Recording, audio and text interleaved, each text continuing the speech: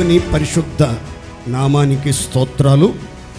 ఈ పునరుద్ధానపు ఆరాధనకు కూడి చేరి వచ్చిన మీకు అందరికీ హృదయపూర్వకమైన వందనాలు. దేవుడు మిమ్మలను నిజముగా నిండుగా దీవించి కాపాడునుగాక. అందరూ సంతోషం చెప్దాం గట్టిగా హల్లెలూయా. ఈరోజు ఒక ప్రాముఖ్యమైనటువంటి సందేశాన్ని మనం ధ్యానించబోతున్నాం. నమ్మకస్తుడైన హేమాను, నమ్మకస్తుడైన హేమన్ అని సందేశాన్ని ఈ పూట మనం ధ్యానం చేస్తున్నాం. కీర్తనల గ్రంథం 88వ కీర్తన మొదటి 2 చరణాలు చదువుకుందాం. యెహోవా నాకు రక్షణకర్తవగు దేవా, రాత్రివేళ నేను నీ సన్నిధిని మొర్రపెట్టునాడు. నా ప్రార్థన నీ సన్నిధిని చేరునుగాక. నా మొర్రకు చెవియొగ్గుము. ఈ కీర్తన హేమాను రచించినటువంటి కీర్తన. పరిశుద్ధ గ్రంథంలో 150 కీర్తనలు రాయబడ్డాయి. పరిశుద్ధ గ్రంథం మనకి అర్థమయ్యేటట్లుగా చదువుకోవటానికి పాత నిబంధనలో 39 పుస్తకాలు, క్రొత్త నిబంధనలో 27 పుస్తకాలు, మొత్తం 66 పుస్తకాలు మనకి ఈ బైబిల్లో కనబడతాయి. మొదటి 5 పుస్తకాలను ధర్మశాస్త్రం, తోరా అని పిలుస్తారు. ఆ తర్వాత రాజుల యొక్క చరిత్రలు, చారిత్రాత్మకమైనటువంటి గ్రంథాలు అని పిలుస్తారు. చారిత్రాత్మకమైన గ్రంథాలు. ఆ తర్వాత ఏబు గ్రంథము నుంచి పరమగీతం వరకు ఉన్నటువంటి పుస్తకాలని కావ్యరస గ్రంథాలు లేదా పద్యభాగం అని పిలుస్తారు. ఆ తర్వాత యెషయా గ్రంథము నుండి ప్రవక్తల గ్రంథాలు అని పిలుస్తారు. ప్రవక్తల గ్రంథాలు అని. క్రొత్త నిబంధనలో 3 భాగాలు మనకి కనబడతాయి. 1 సువార్తలు, 2 పత్రికలు, 3 ప్రవచనాలు. 1 సువార్తలు, 2 పత్రికలు, 3 ప్రవచన గ్రంథం, ప్రకటన గ్రంథం. ఇట్లా విభజించుకుని మనం బైబిల్ గ్రంథాన్ని స్పష్టంగా ధ్యానపూర్వకంగా అర్థం చేసుకుంటూ విశ్వాసముతో ఆనందముతో మనం చదివినప్పుడు అందులోని సంగతులు గ్రహించడానికి చాలా సులభంగా ఉంటుంది. ఈ కీర్తనల గ్రంథంలో 150 కీర్తనలు రాయబడ్డాయి. కీర్తనలు అనగానే అందరూ చెప్పే మాట ఏంటంటే దావీదు రచించిన కీర్తనలు అని తక్కువ సమాధానం చెప్తారు. వాస్తవానికి కీర్తనలన్నీ కూడా దావీదు రచించిన కీర్తనలు కావు. 150 కీర్తనలలో 73 కీర్తనలు మాత్రమే దావీదు గారు రచించారు. 73 కీర్తనలు రచించారు. ఆ తర్వాత చాలామంది రచయితలు ఈ కీర్తనలు రాసి పాడినటువంటి వాళ్ళు ఉన్నారు. మనకి ప్రతి కీర్తనలో పైభాగాన కీర్తన రచించింది ఎవరో, ఆ కీర్తన ఏ రాగం మీద పాడదగినది అనే వివరాలు కనబడతా ఉంటాయి. ప్రతి కీర్తన ఒక రాగం ఉంది, ఒక శృతి ఉంది, ఒక లయ ఉంది, ఒక పద్ధతి ఉంది. సంగీత పరిచర్యలో ఈ పాటలన్నీ కూడా ఒక ప్రత్యేక రాగం మీద పాడదగిన కీర్తనలుగా పరిగణించబడ్డాయి. కీర్తనల్లో సొలొమోను రాసిన కీర్తనలు ఉన్నాయి, ఆసాపు రాసిన కీర్తనలు ఉన్నాయి, కోరహు కుమారులు రాసిన కీర్తనలు ఉన్నాయి, ఇర్మియా రాసిన కీర్తనలు ఉన్నాయి, జకర్యా రాసిన కీర్తనలు ఉన్నాయి, యెదూతూను రాసిన కీర్తనలు ఉన్నాయి. ఆ తర్వాత ఇప్పుడు మనం చదువుకున్న హేమాను రాసిన కీర్తన ఉంది. ఇంకా కొందరు భక్తులు పేర్లు ఈ కీర్తనల గ్రంథంలో మీరు గమనిస్తారు. ఎంతోమంది దైవభక్తి కలిగినటువంటి వారు వాళ్ళ అనుభవ జీవితంలో నుంచి, వారి జీవితంలో జరిగిన సంఘటన ఆధారంగా దేవుని సన్నిధిలో ధ్యానపూర్వకంగా రాసుకుని రాగం కట్టి పాడినటువంటి మధుర గీతికలే ఈ కీర్తనలు.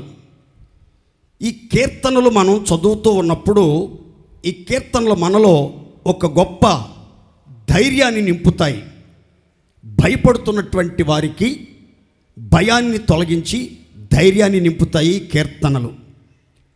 ఆపదలతో నిండి ఉన్నటువంటి వ్యక్తికి సహాయం అందిస్తాయి ఈ కీర్తనలు. రోగశయ్య మీద ఉన్నటువంటి వ్యక్తికి ఆదరణ కలిగిస్తాయి ఈ కీర్తనలు. రోగముతో బాధపడుతున్నటువంటి వ్యక్తికి స్వస్థతను, ఉపశమనాన్ని కలిగిస్తాయి ఈ కీర్తనలు. కలవరాల కోటలో, కన్నీటి సాగరములో యాత్ర చేయుచున్నటువంటి వారికి ధైర్యం, నిరీక్షణ, బ్రతుకు మీద ఆశలు పుట్టిస్తాయి ఈ కీర్తనలు.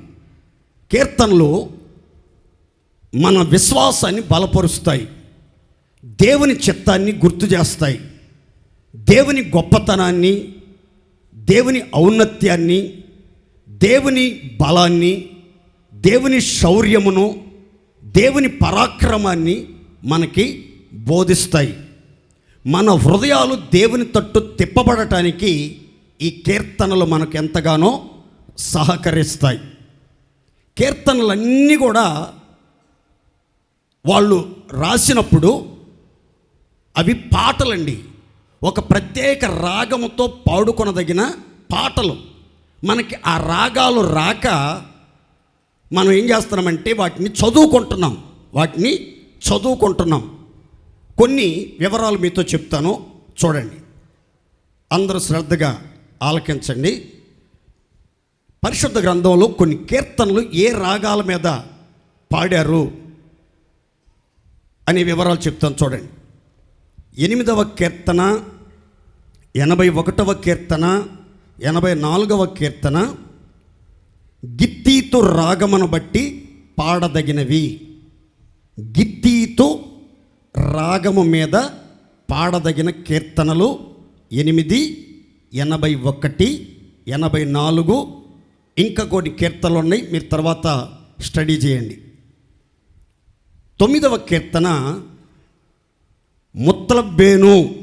ముత్తలబ్బేను అను రాగము మీద పాడదగిన కీర్తన.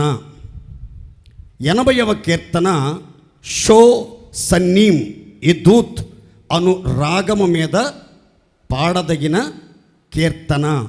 షో సన్నీం యెదూత్ అను రాగము మీద పాడదగిన కీర్తన 80వ కీర్తన. ఇప్పుడు మనం చదువుకున్న కీర్తన, ధ్యానం చేయుచున్నటువంటి 88వ కీర్తన మహలతు లయన్నోత్ అను రాగము మీద పాడదగిన కీర్తన. అప్పటిలో భక్తిపరులందరూ కూడా ఎన్నో పాటలు రాశారు. సొలొమోను కూడా 1005 కీర్తనలు రాశాడు.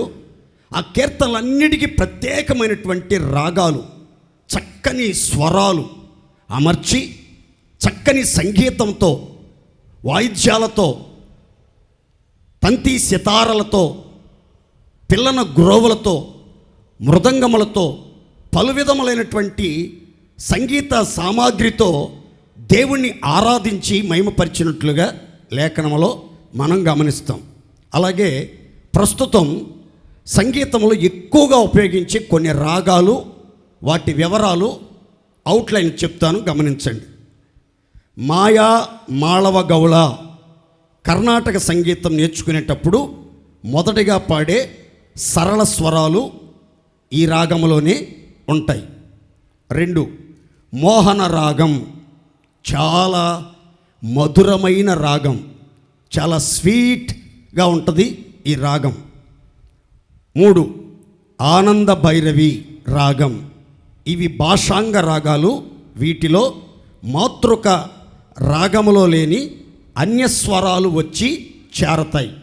ఏసన్న గారు ఉన్నప్పుడు రాసిన పాటలన్నిటిలో ఎక్కువ పాటలు ఈ ఆనంద భైరవి రాగములోనే ఉండేవి, ఆనంద కీర్తనలన్నీ కూడా. తర్వాత శంకరాభరణం సంపూర్ణ రాగం. ఈ రాగములో 7 స్వరాలు ఉంటాయి. సరిగమ పదనిస క్రమం యథాతథంగా ఉంటుంది. ఇందోళం అనే రాగం. ఈ రాగము భక్తికి, ప్రశాంతతకు ప్రసిద్ధి చెందిన జన్యరాగం. మరొకటి ఉపాంగ రాగాలు, సావేరి, మలహరి అనే రాగాలు. వర్జ రాగాలు శివరంజని, శుద్ధ, సావేరి. మరొక రాగం కళ్యాణి రాగం. ఇది చాలా మంగళకరమైన రాగం. ఇందులో ప్రతి మధ్యమం వస్తూ ఉంటుంది తరచుగా. ఇవి సంగీత పరిచర్యలో చాలా ప్రాముఖ్యమైనటువంటి రాగాలు. ఎవరు పాట రాసినా, ఎవరు పాట కట్టినా, ఎవరు పాటను స్వరకల్పన చేసినా సరే ఈ రాగాలలోనే మిళితమై ఉంటాయి. కొన్ని పాటలు, కొన్ని రాగాలు మిక్స్ అవుతూ ఉంటాయి. కొన్ని పాటల్లో ఆనంద భైరవి, ఇందోళం 2 రాగాలు కలుస్తూ ఉంటాయి. అందుకే కొన్ని లైన్లు బాగా హైలో ఉంటాయి, కొన్ని రాగాలు, కొన్ని లైన్లు లోలో చాలా లోతట్టుగా ఉంటాయి. దీన్ని అంటారు ఆరోహణం, అవరోహణం అని. సంగీత సేవలో ఈ రాగాలు అనేవి చాలా విలువైనవి. కీర్తనలన్నీ కూడా ప్రత్యేకమైనటువంటి రాగంతో పాడుకునే కీర్తనలు. ప్రస్తుతం మనకి ఆ రాగాలు, వాటి విలువలు తెలియక, ఆ రాగాల ప్రకారం మనం పాడలేక మనం చక్కగా చదువుకోగలుగుతున్నాం. ఈ 88వ కీర్తన రచయిత హేమాను, ఇన్ ఇంగ్లీష్ హేమన్, HEMAN, హేమన్. హీబ్రూలో నమ్మకమైన వాడు, విశ్వాసపాత్రుడు, స్థిరమైన వాడు అని అర్థం. మీరు చదువుకున్న వాళ్ళు, టెక్నాలజీ పరంగా వృద్ధి చెందినటువంటి వాళ్ళు, నేటి యువతరం ఈ హేమన్ గురించి పెద్దగా తెలియకపోవచ్చు, కానీ ఈమన్ గురించి, స్పైడర్ మ్యాన్ గురించి, సూపర్ మ్యాన్ గురించి, బ్యాట్మెన్ గురించి, శక్తిమాన్ గురించి వినుంటారు, చూచుంటారు.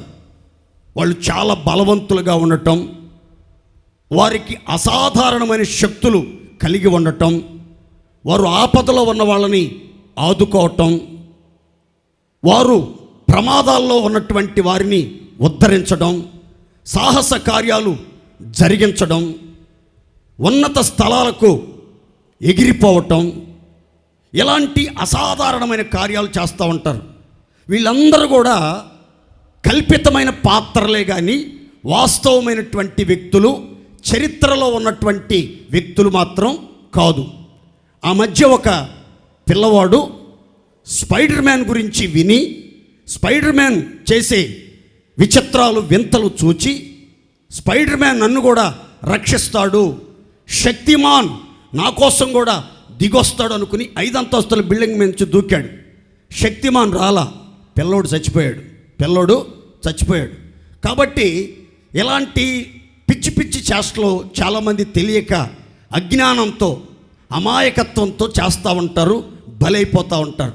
కానీ నేడు మనం చదువుకుంటున్నటువంటి వ్యక్తి కల్పితమైన పాత్ర కాదు, కట్టుకథ కాదు, టీవీ ఛానల్లో వచ్చే వ్యక్తి కాదు, కలలో కనబడే వ్యక్తి కాదు, కానీ చరిత్ర పుటల్లో ఉన్నటువంటి ఒక కారణ జన్ముడు. అతగాని పేరు హేమన్ దేవునికి మహిమ కలుగునగాక. అందరూ సంతోషం చెప్దాం గట్టిగా హల్లెలూయా. ఈ హేమన్ ఈ 88వ కీర్తన రాస్తూ అంటున్నటువంటి మాట, నేను మొర్రపెట్టునాడు యెహోవా, నా రక్షణ కర్తవగు దేవా, నేను మొర్రపెట్టునాడు, నా ప్రార్థన నీ సన్నిధికి చేరునుగాక. నా మొర్రకు మీరు చెవియొగ్గండి. నా ప్రాణములో త్రాణలేక నేను శక్తిహీనుడిగా మారిపోయాను, ఆపదలతో నిండి ఉన్నాను, మహాభయములు నన్ను ఆవరించి సంహరించుచున్నవి. నాకు నెలవైన వాళ్ళందరూ నన్ను అసహించుకుంటా ఉన్నారు. నా ప్రియులు, నా స్నేహితులు నాకు దూరమైపోయారు. చీకటి నా బంధువర్గంగా మారిపోయింది. నా అనుకున్న వాళ్ళు, ఉద్ధరిస్తారనుకున్న వాళ్ళు, సహకరిస్తారనుకున్న వాళ్ళు, సపోర్టుగా నిలబడతారనుకున్న వాళ్ళు దూరమైపోయారు. పరిస్థితులన్నీ ప్రతికూలంగా మార్చబడ్డాయి. భయము, నిరాశ, ఆపద, అనారోగ్యం, ఆర్థిక ఇబ్బందులు, అయోమయ పరిస్థితులు నన్ను చుట్టుముట్టాయి. నిద్ర నా కన్నులకు దూరమైపోతుంది. నన్ను రక్షించే వారి కోసం నేను ఎదురు చూస్తున్నాను.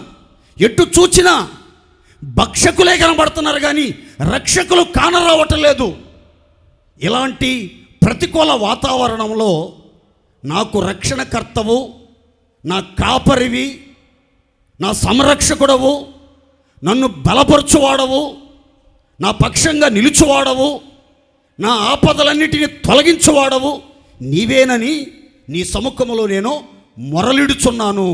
నా ప్రార్థన నీ సన్నిధికి చేర్చుకోమని ఈ భక్తుడు మనవి చేస్తున్నట్లుగా లేఖనములో మనం గమనించాం. ఈ మాట నేను ఆఖరి మాటగా చెప్తాను.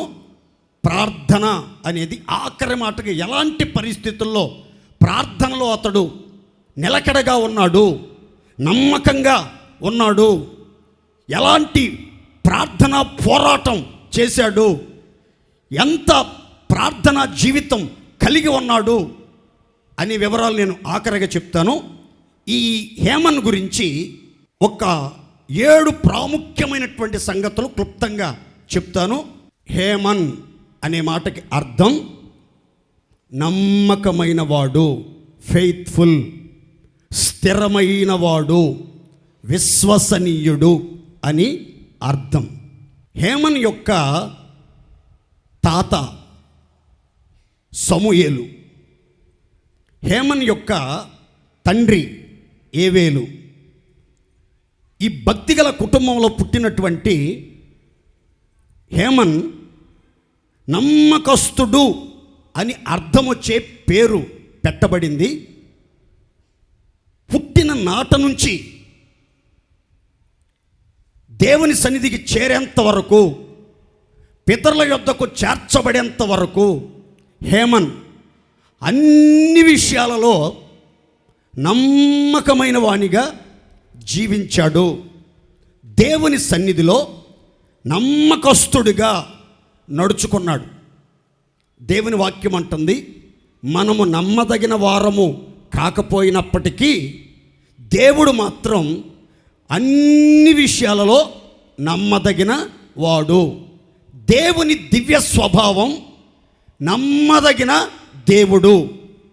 ఈ హేమన్ కూడా నమ్మదగిన వాడుగా అన్ని రంగాలలో, అన్ని విషయాలలో, ఆఖరి శ్వాస వరకు కూడా నమ్మకమైనటువంటి సత్య సాక్షిగా జీవించినట్లుగా పరిశుద్ధ గ్రంథం చెప్తుంది. మన జీవితంలో కూడా మనం దేవుని సన్నిధిలో రక్షణ పొందాం, బాప్తిస్మం తీసుకున్నాం, ఆత్మచేత ముద్రించబడుతున్నాం, వారం క్రమం తప్పకుండా మందిరానికి వస్తున్నాం, కానుకల విషయంలో నమ్మకంగా నడిపించబడుతున్న మనం అన్ని విషయాల్లో నమ్మకంగా జీవించగలుగుతున్నామా లేదా పరిశుద్ధ గ్రంథంలో ఒకానొక సందర్భంలో దేవాది దేవుడే అహరోన్ని మిర్యాముని పిలిచి ఈ విధంగా మాట్లాడుతున్నాడు. నా సేవకుడైన మోషే నా ఇల్లంతటిలో నమ్మకమైన వాడు, అతనికి విరోధంగా మాట్లాడటానికి మీరెందుకు భయపడలేదు? అతడు నా ఇల్లంతటిలో నమ్మకమైన వాడు, నేను అతనితో ముఖాముఖిగా మాట్లాడతాను, గోడ భావములతో కాదు, దర్శనమిచ్చి మాట్లాడతాను. ఒక మనుష్యుడు తన స్నేహితునితో మాట్లాడినట్లుగా నేను అతనితో మాట్లాడతాను. అతడు నా సేవకుడు, నా ఇల్లంతటిలో నమ్మకమైన వాడు అని ఆకాశమందు ఆసీనుడైన దేవుడు అహరోనుతో మిర్యాముతో మోషేను గురించి సాక్ష్యం ఇచ్చినట్లుగా లేఖనం చెప్తుంది. మోషే దేవుని ఇల్లంతటిలో నమ్మకమైన వాడిగా జీవించాడు. మోషే జీవితం 3 భాగాలుగా మనం విభజించి చదువుకుంటే 40 సంవత్సరాలు ఐగుప్తు రాజకోటలో రాజవిలాసం, రాజ మర్యాదల మధ్యలో, రాజభవనములో విందులు వినోదాలు, పంచభక్ష పరమాణాలు, హంసతులిక తల్పాలు, హంగు ఆర్భాటాలతో ఆడంబరంగా జీవించాడు. ఏ కొదువ లేకుండా ఐగుప్తు సకల విద్యలను అభ్యసించి ఎంతో ప్రవీణుడిగా పేరు ప్రఖ్యాతులు సాధించాడు. మరొక్క 40 సంవత్సరాలు మిద్యాను అరణ్యములో తన మామ యొక్క మందను మేపుచూ ఆ అరణ్య ప్రదేశాలలో రాత్రింబగళ్ళు సంచరించుచూ తిరిగాడు. 40 సంవత్సరాలు, 80 సంవత్సరాలు అయిపోయింది. 120 సంవత్సరాలు బ్రతికాడు మోషే. మిగతా 40 సంవత్సరాలు 80 నుండి 120 వరకు ఆ వయసులో దేవుని చేత పిలవబడటం, దైవ ప్రత్యక్షత పొందటం, ఇశ్రాయేలీలకు నాయకుడిగా ఏర్పాటు చేయబడటం, ఇశ్రాయేలీలను ఐగుప్తు బంధకాల్లో నుంచి విడిపించి వాగ్దాన భూమికి నడిపించడానికి నాయకత్వ బాధ్యతలను వహించడం జరిగింది. ఆ వయసులో ఇశ్రాయేలీలలో విభిన్నమైనటువంటి మనస్తత్వం కలిగిన వాళ్ళు ఉన్నారు. పెద్దలు అంటారు కదండి, జిహ్వకో రుచి పుర్రికో బుద్ధి అని. రకరకాల మనసులు, రకరకాల మనుషులు, రకరకాల మాటలు, రకరకాల ఆలోచనలు కలిగినటువంటి వాళ్ళు ఆ ఇశ్రాయేల్ సర్వ సమాజంలో లక్షలాది మంది మనుషుల్లో ఉన్నారు. ఒకానొక సందర్భంలోకి వచ్చేసరికి మోషే దగ్గరికి దేవుడు వచ్చన్నాడు, మోషే, ఈ ప్రజలు అవిధేయులు, ఈ ప్రజలు తిరుగుబాటు స్వభావం కలిగిన వారు, ఈ ప్రజలు కృతజ్ఞత లేనివారు, ఈ ప్రజలు తృప్తి లేనివారు, ఈ ప్రజలు మాటి మాటికి నా పరిశుద్ధ నామమును సన్మానించకుండా వివాదం, పరిశోధన, పరీక్ష పెడుతూ ఉన్నారు. ఈ జనులందరినీ నేను సర్వనాశనం చేసేసి, మోషే, నీ సంతతిని, నీ జనమును బహు బలము గల జనముగా భూమి మీద నేను నిలబెడతాను. ఇప్పటి వరకు నేను అబ్రహాం దేవుణ్ణి, ఇస్సాకు దేవుడను, ఇజ్రాయేలు దేవుణ్ణు అని సర్వ సమాజం పిలుస్తూ వచ్చారు కదా, ఇక మీదట నేను మోషే దేవుడిగా పిలవబడతాను. నీ సంతానాన్ని నేను ఆశీర్వదించి గొప్ప చేసి బహు బలము గల జనముగా చేసి నీ ప్రజలకు వాగ్దాన భూమిని స్వాస్థ్యంగా ఇస్తాను అని చెప్పాడు. అప్పుడు మోషే గుర్తింపును కోరలేదు, ఖ్యాతిని ప్రఖ్యాతిని ఆశించలేదు, తన పేరు ప్రసిద్ధి చెందాలని ఆరాటపడలేదు. ఎవరో అబ్రహాముకి ఏంటి పేరు, దేవుడు నాకు ఇస్తానంటున్నాడు, నేను కోరింది కాదు, దేవుడే స్వయంగా నాకు ఇస్తానంటున్నాడు.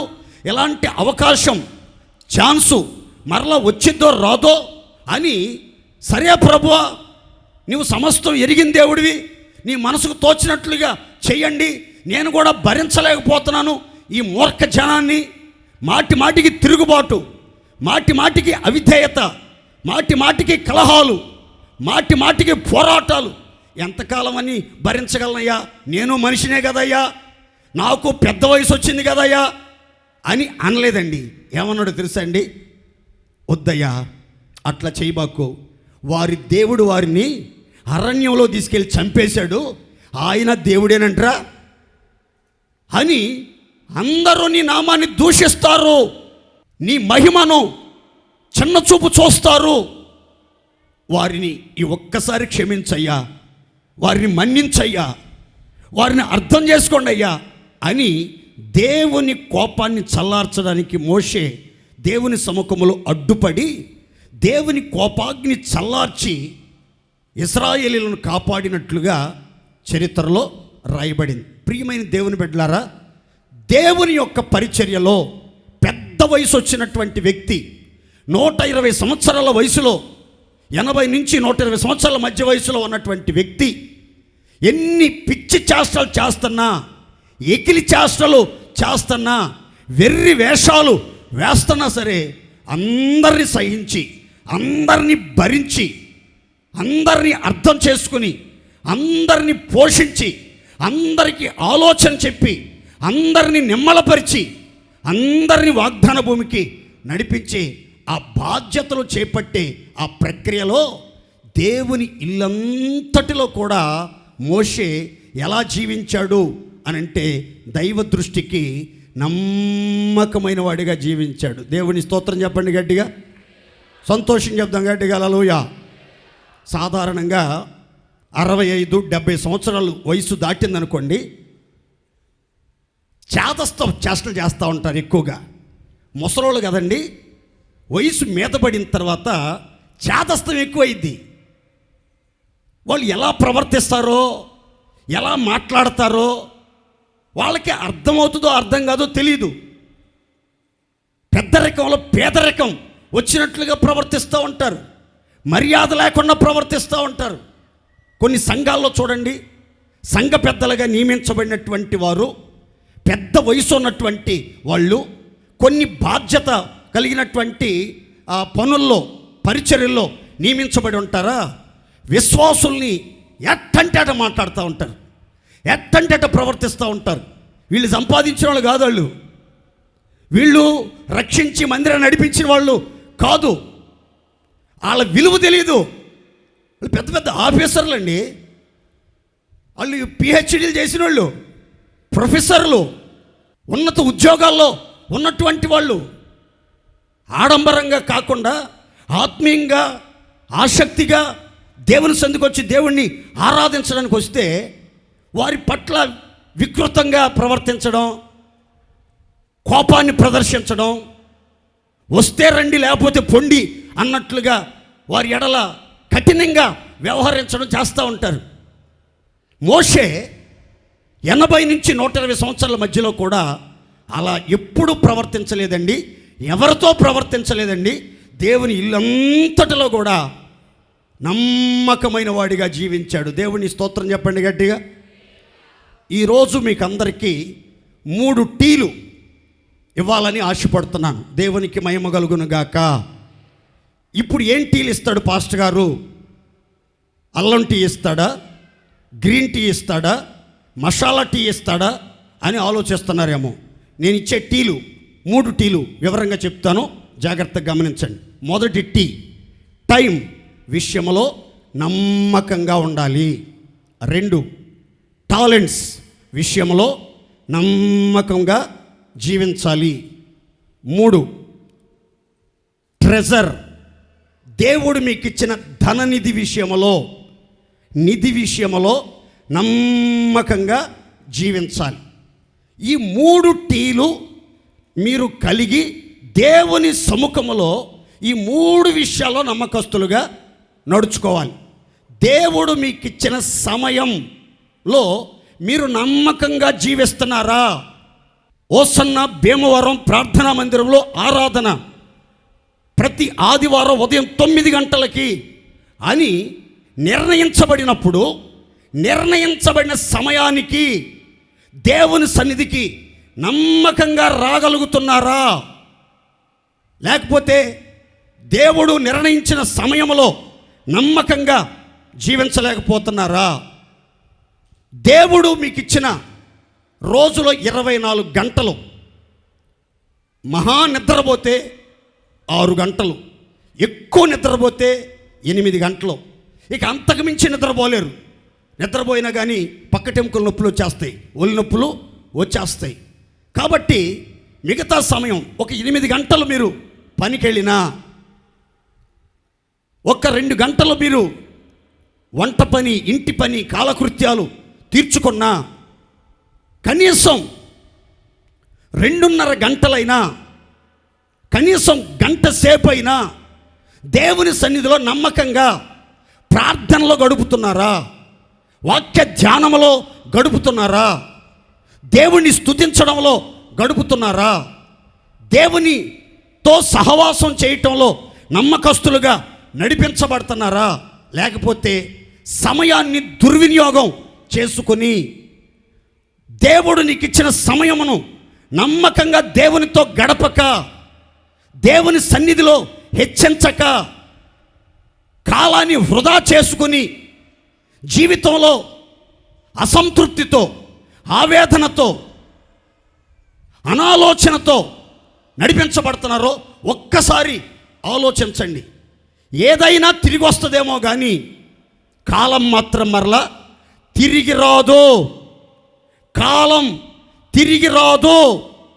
ఆస్తి పోతే సంపాదించుకోవచ్చు, రాసిన పరీక్షలో ఫెయిల్ అయితే మరలా రాసి పాస్ అవ్వచ్చు, ఆరోగ్యం పాడైపోతే మరలా వైద్యం చేయించుకుని ఆరోగ్యం పొందొచ్చు. కానీ సమయం గతించిపోతే, దాటిపోతే, వృధా చేసుకుంటే, దుర్వినియోగపరుచుకుంటే ఆ తర్వాత ఎంత ఏడ్చినా కాలం మారలా తిరిగి రాదు, తిరిగి రాదు అని మీరు గుర్తుపట్టాలి. అందుకని దేవుడు మీకు ఇచ్చిన సమయాన్ని చక్కగా సద్వినియోగం చేసుకోవాలి. వయసు మీద పడిన తర్వాత, దేహం రోగాల పుట్టగా మార్చబడి మంచం పట్టిన తర్వాత మందిరానికి వెళ్ళాలని ఆశ కలుగుతుంది, కానీ శరీరం సహకరించదు. మందిరానికి రాలేని పరిస్థితి, వచ్చినా కూర్చోలేని పరిస్థితి, కూర్చున్న మనసుతో మనస్ఫూర్తిగా ఆరాధించలేని పరిస్థితి కలుగుతుంది. ఆ పరిస్థితులు మన జీవితంలో తారసపడక మునిపే మనకు దేవుడు మంచి ఆరోగ్యం ఇచ్చినప్పుడే, పరిస్థితులన్నీ అనుకూలంగా ఉన్నప్పుడే దేవుడు మనకిచ్చిన సమయాన్ని మనం సద్వినియోగపరుచుకుని టైం విషయంలో నమ్మకంగా సమయాన్ని దేవుని సన్నిధిలో దేవునితో గడపటంలో కొనసాగిస్తే ఖచ్చితంగా నమ్మకమైన వానికి దీవెనలను దేవుడు మెండుగా కొమ్మరించునుగాక. సంతోషం చెప్పండి గట్టిగా హల్లెలూయా. రెండవది, దేవుడు మీకు ఇచ్చిన టాలెంట్స్ విషయంలో నమ్మకస్తులుగా జీవించాలి. తలంతుల విషయంలో నమ్మకమైన వారిగా జీవించాలి. యేసుక్రీస్తు శరీరధారిగా ఉన్న రోజుల్లో ఒక ఉపమానం చెప్పారు. ఒక యజమాని తన ఇంట ఉన్నటువంటి దాసులకి పిలిచి ఒకనికి 5 తలంతులు ఇచ్చాడు, ఒకనికి 2 తలంతులు ఇచ్చాడు, ఒకనికి 1 తలంతు ఇచ్చి దేశాంతరం పోయాడు. మరలా వచ్చాడు, 3 పిలిచాడు.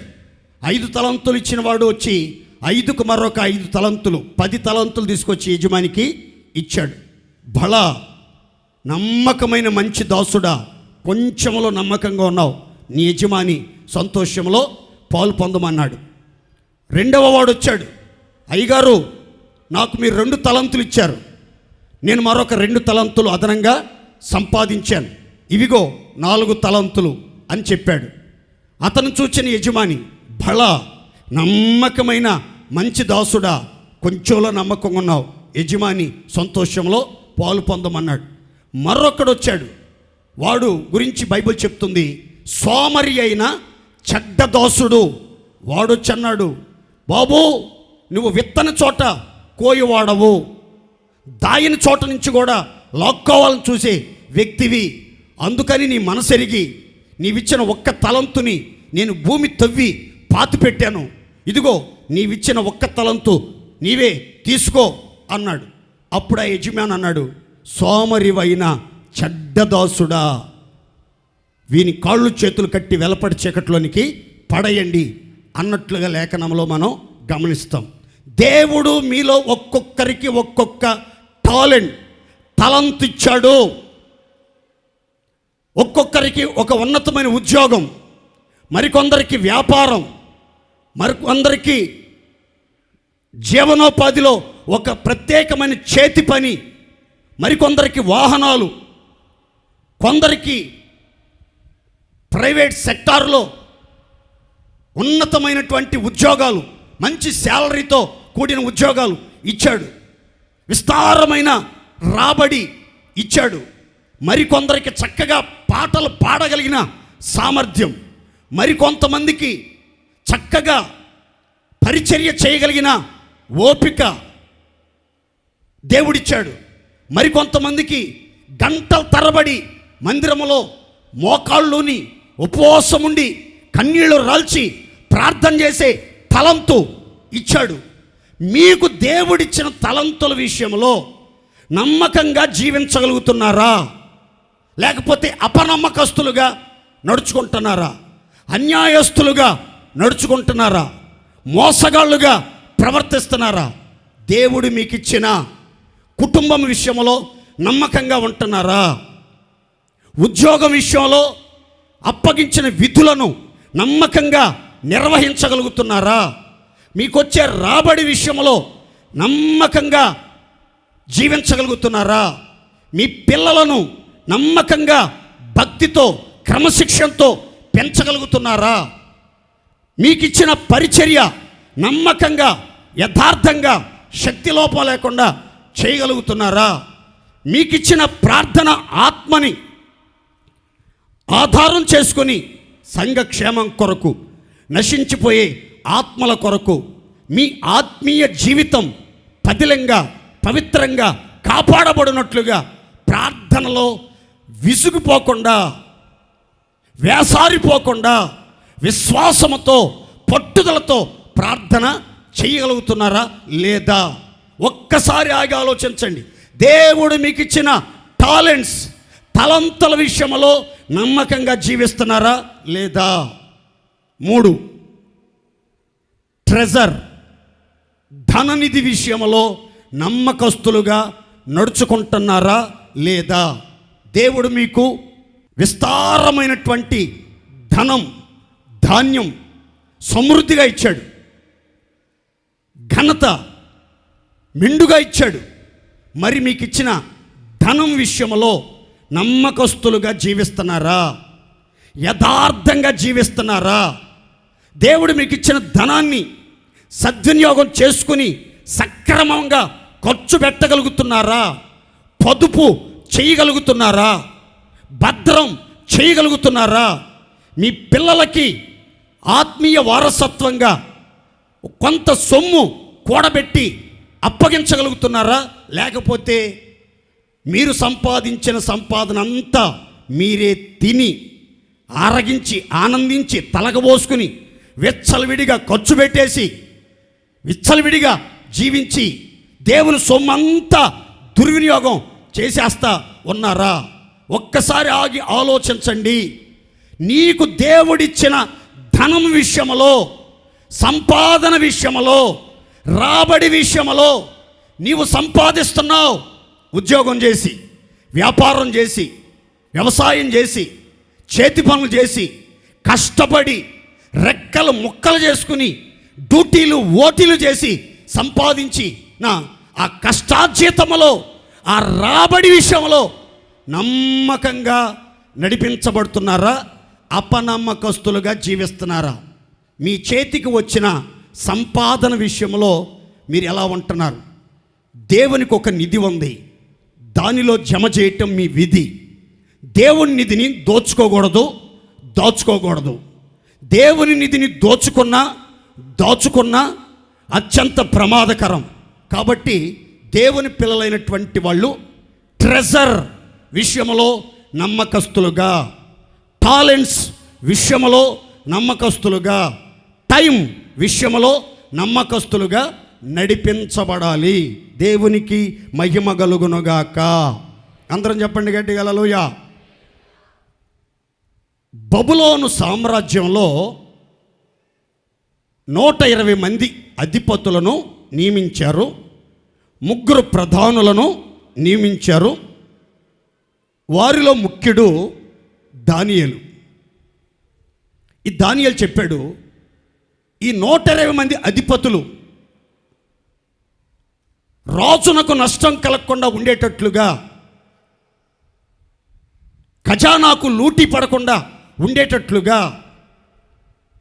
మీ యొద్దకు వచ్చినటువంటి ధనం విషయంలో మీరు ప్రధానులకు లెక్కలు ఒప్పచెప్పాలి.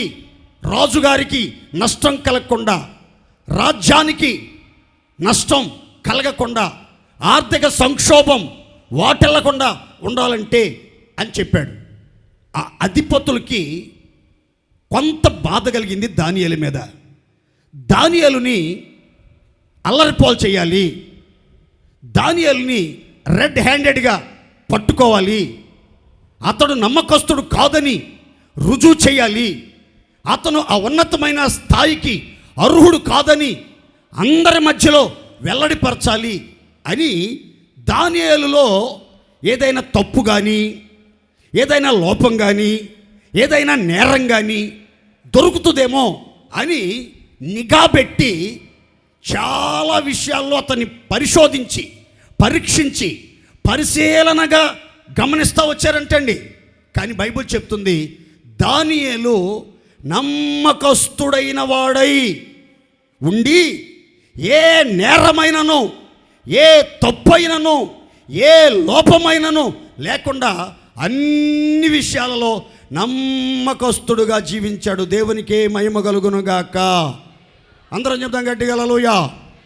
మన జీవితంలో కూడా మనతో ఉన్న వాళ్ళు అధిపతులు కావచ్చు, ప్రధానులు కావచ్చు, సామాన్యులు కావచ్చు, ఇంటివారు కావచ్చు, ఇరుగు పొరుగు వాళ్ళు కావచ్చు, స్నేహితులు కావచ్చు, నీ ఉన్నత స్థితిని ఓర్వలేక, నీవు ఘనపరచడం చూచి సంతోషించలేక, నీకు గుర్తింపు, పేరు, ప్రఖ్యాతి కలగటం సహించలేక నిన్ను అవమానపరచడానికి, అల్లరిపాలు చేయటానికి, ఏదైనా నింద మోపాలి, నేరస్థాపన చెయ్యాలి, ఏదైనా విషయంలో దొరుకుతారేమో, తప్పు పట్టుకుందాం అని మీ తప్పులు పట్టుకోవటానికి ప్రయాసపడతా ఉంటారు చాలామంది.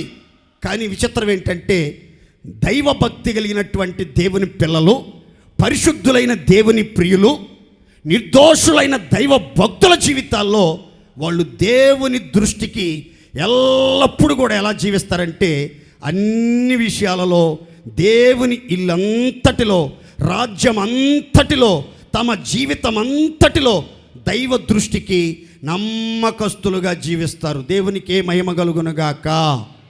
హేమన్ అని ఈ వ్యక్తి పెట్టబడిన పేరు నమ్మకమైన వాడు, విశ్వసనీయుడు, స్థిరుడు, ఎలాంటి పరిస్థితుల్లో కూడా కదలని వాడు, స్థిరపరచబడిన వాడు, దైవ దృష్టికి విశ్వసనీయుడు, దేవుడు సాక్ష్యమిచ్చుటకు అర్హత పొందిన వ్యక్తి అని పేరు పెట్టబడినట్లుగా, తన పేరుకు తగినట్లుగా అన్ని విషయాల్లో నమ్మకమైన వాడిగా జీవించాడు, విశ్వాస పాత్రుడిగా జీవించాడు, స్థిరపరచబడిన వ్యక్తిగా జీవించాడు. ఎలాంటి ప్రతికూల పరిస్థితుల్లో కూడా అతని యొక్క విశ్వాస జీవితం, భక్తి జీవితం, ప్రార్థనా జీవితం, పరిశుద్ధ జీవితం చెదిరిపోకుండా, కదిలిపోకుండా, ఊగిసలాడకుండా, వంగిపోకుండా, జారిపోకుండా, దేవుని నుంచి తొలగిపోకుండా దేవుని కోసం స్థిరంగా నిలబడ్డాడు. విశ్వాసంతో పోరాడాడు. విజయోత్సవాలతో ఊరేగించబడ్డాడు. జీవితంలో ఎన్ని పోరాటాలు, ఎన్ని భయాలు, ఎన్ని ఆపదలు, ఎన్ని ఆర్థిక ఇబ్బందులు, ఎన్ని అనారోగ్య సమస్యలు, ఎన్ని బలహీనపరిచే పరిస్థితులు జీవితంలో చోటు చేసుకున్నా సరే, అన్ని పరిస్థితుల్లో నమ్మకమైన వాడిగా, స్థిరమైన వాడిగా జీవించి దేవుని దృష్టిని ఆకర్షించిన వ్యక్తి హేమన్.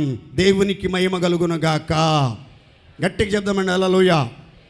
తర్వాత ఈ హేమన్ యొక్క వంశం ఏమిటి, ఇతని గోత్రం ఏమిటి, ఇతని పుట్టు పూర్వోత్తరాలు ఏమై ఉన్నాయి అని వివరాలు చెప్తాను. ఇతను లేవి వంశములో కహాతు గోత్రములో పుట్టినవాడు. లేవి వంశం, కహాతు గోత్రం. లేవికి ముగ్గురు కుమారులు. లేవికి ముగ్గురు కుమారులు. ఒకని పేరు కహాతు, మరొకని పేరు గెర్షోము, మరొకని పేరు మెరారీయుడు. ఒకడు కహాతీయుడు, రెండు కుమారుడు గెర్షోనీయుడు, మూడవ కుమారుడు మెరారీయుడు. లేవి వంశములో 3 గోత్రాల ప్రజలు వచ్చారు. ఈ 3 గోత్రాలలో ఒక్కొక్క గోత్రానికి ఒక్కొక్క వ్యక్తి ప్రసిద్ధి చెందినట్లుగా, ప్రత్యేక పరచబడినట్లుగా పరిశుద్ధ గ్రంథంలో మనం చూస్తాం.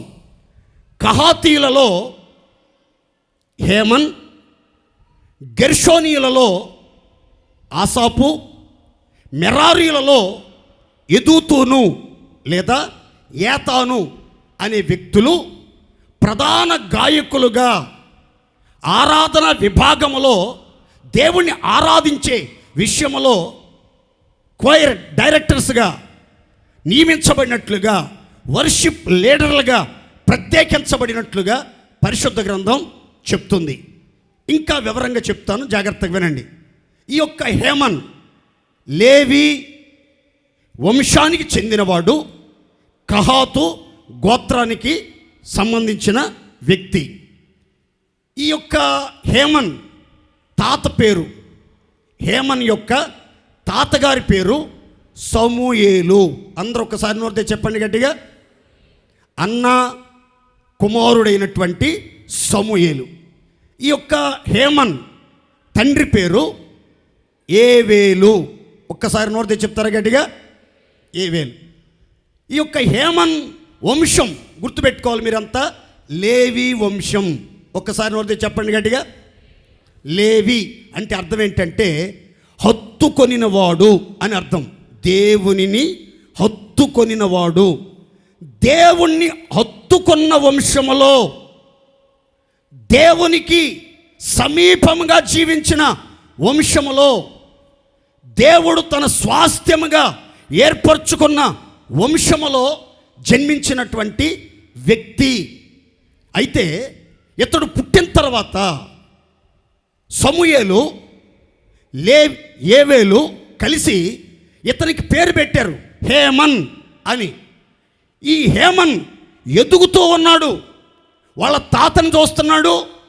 వాళ్ళ తండ్రి నడవడిక, ప్రవర్తన, జీవన విధానం, మాట తీరు, నడిపించబడే పద్ధతులు, కూర్చోటం, నిలబడటం, నడవటం, పండుకోవటం, పనిచేయటం, న్యాయ తీర్పు తీర్చడం, ప్రజలతో వ్యవహరించే విధానం అన్నీ పర్యవేక్షిస్తూ ఉన్నాడు.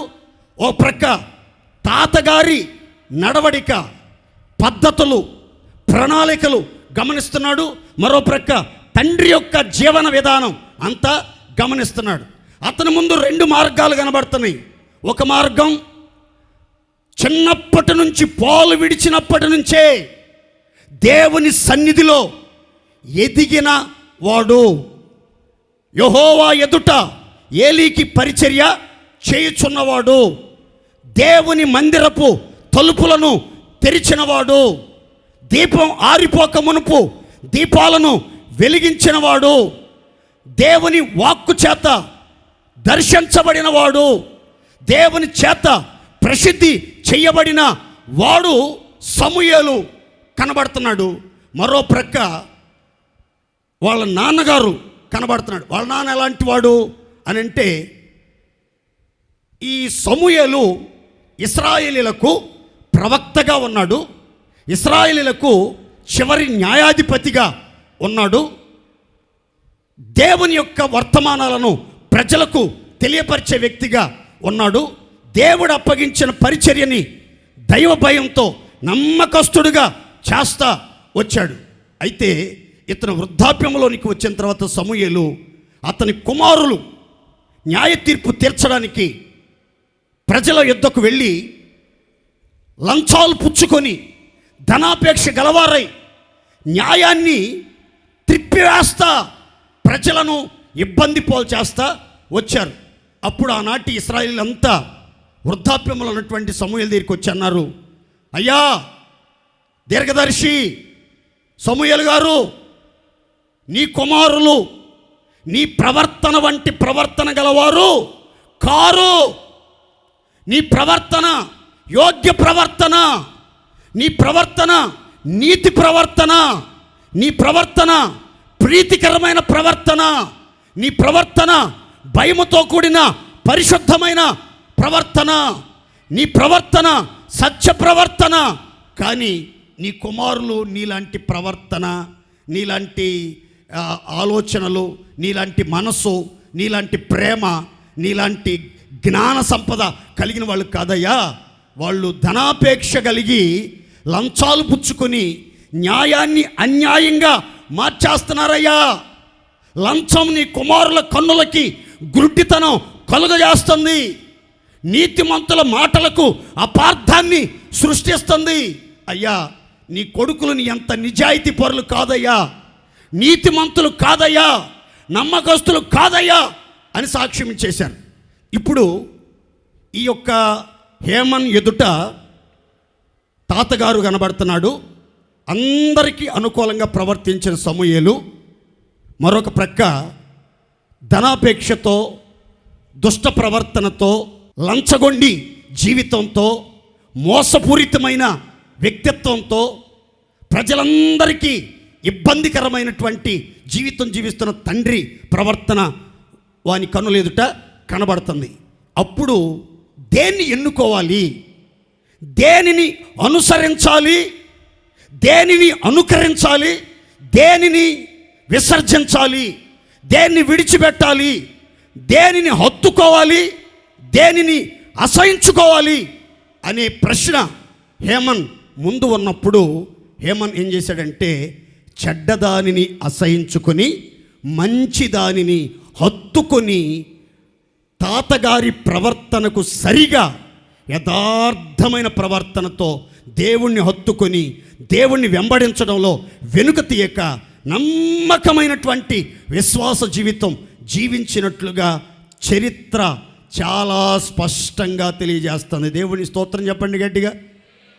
2 విషయాలు చెప్పాను ఇప్పుడు హేమన్ గురించి. 1, హేమన్ నమ్మకమైన వాడు. 2, హేమన్ దేవుణ్ణి హత్తుకున్నాడు, మంచిని హత్తుకున్నాడు, యథార్థతను హత్తుకున్నాడు, పరిశుద్ధతను హత్తుకున్నాడు, సరి అయిన ప్రవర్తన కలిగిన తాతగారిని హత్తుకొని అనుసరించినట్లుగా దేవుణ్ణి సంతోషపరిచిన జీవితం జీవించినట్లుగా మనం నేర్చుకున్నాం. 3వ సంగతి చెప్తాను, అందరూ జాగ్రత్తగా కొన్ని రిఫరెన్స్ చెప్తాను, రాసుకోండి. 3వ మాట, దినవృత్తాంతాల మొదటి గ్రంథం 16వ అధ్యాయము 41, 42 వచనాలు. దినవృత్తాంతాల మొదటి గ్రంథం 15వ అధ్యాయము 16, 17 వచనాలు. ఎఫెసీ పత్రిక 5వ అధ్యాయము 19వ వచనము. కొలస్సీ పత్రిక 3వ అధ్యాయము 16వ వచనం. దినవృత్తాంతాల మొదటి గ్రంథం 16వ అధ్యాయం 41, 42 వచనాలు చదువుకుందాం. యెహోవా కృప నిత్యముండునని ఆయనను స్తుతి చేయుటకై వీరితో కూడా హేమానును యెదూతూనును పేరుల వరుస ఉదహరింపబడిన మరికొందరిని నియమించెను. బోరలు ఊదుటకును తాళములను వాయించుటకును దేవుని గూర్చి పాడదగిన గీతములను వాయిద్యములతో వినిపించుటకును వీరిలో నుండి హేమానును యెదూతూనును అతడు నియమించెను. మూడవ మాట, హేమాను గురించినటువంటి మూడవ సంగతి చెప్తున్నాను, గుర్తుపెట్టుకోండి. హేమాను దేవుని ఆరాధించుటకు నియమించబడినవాడు. దేవునిని ఆరాధించుటకు నియమించబడిన వాడు. ప్రధాన గాయకుడు, క్వయర్ డైరెక్టర్, వర్షిప్ లీడర్. సందర్భం చెప్తాను. మందసాన్ని ఒబేదోదోము ఇంట నుండి దావీదు పురానికి ఊరేగింపుగా, సందడిగా, ఉత్సవ వాతావరణంలో తీసుకుని వస్తున్న సందర్భం అది. ఆ సందర్భంలో దావీదు కొంతమంది సేనాధిపతులను నియమించాడు. కొంతమంది మందసాన్ని భుజాల మీదకి ఎత్తుకుని మొయ్యగలిగినటువంటి వ్యక్తుల్ని నియమించాడు. యెహోవా మందిరములో సర్వ సమాజంలో బలులు అర్పించేవారిని నియమించాడు. ఆ తర్వాత వీణలతో, సితారాలతో, తంబురలతో, విశేషమైన వాయిద్యములతో కీర్తనలు పాడుచు ఆరాధన ఆర్భాటంగా ఆత్మానుసారంగా చేయుట కోసం కొంతమంది వ్యక్తులను దావీదు నియమించాడు. ప్రధానంగా లేవి వంశములో నుంచి 3 ప్రధాన గాయకులను దావీదు ఏర్పాటు చేశాడు. ఆ 3 ప్రధాన గాయకులు ఎవరు అని అంటే బైబిల్లో వారి పేర్లు రాయబడ్డాయి వివరంగా. మొదటి వ్యక్తి పేరు హేమాను, రెండవ వ్యక్తి పేరు ఆసాపు, మూడవ వ్యక్తి పేరు యెదూతూను లేదా ఏతాను అనే మాటలు మీరు గమనిస్తారు.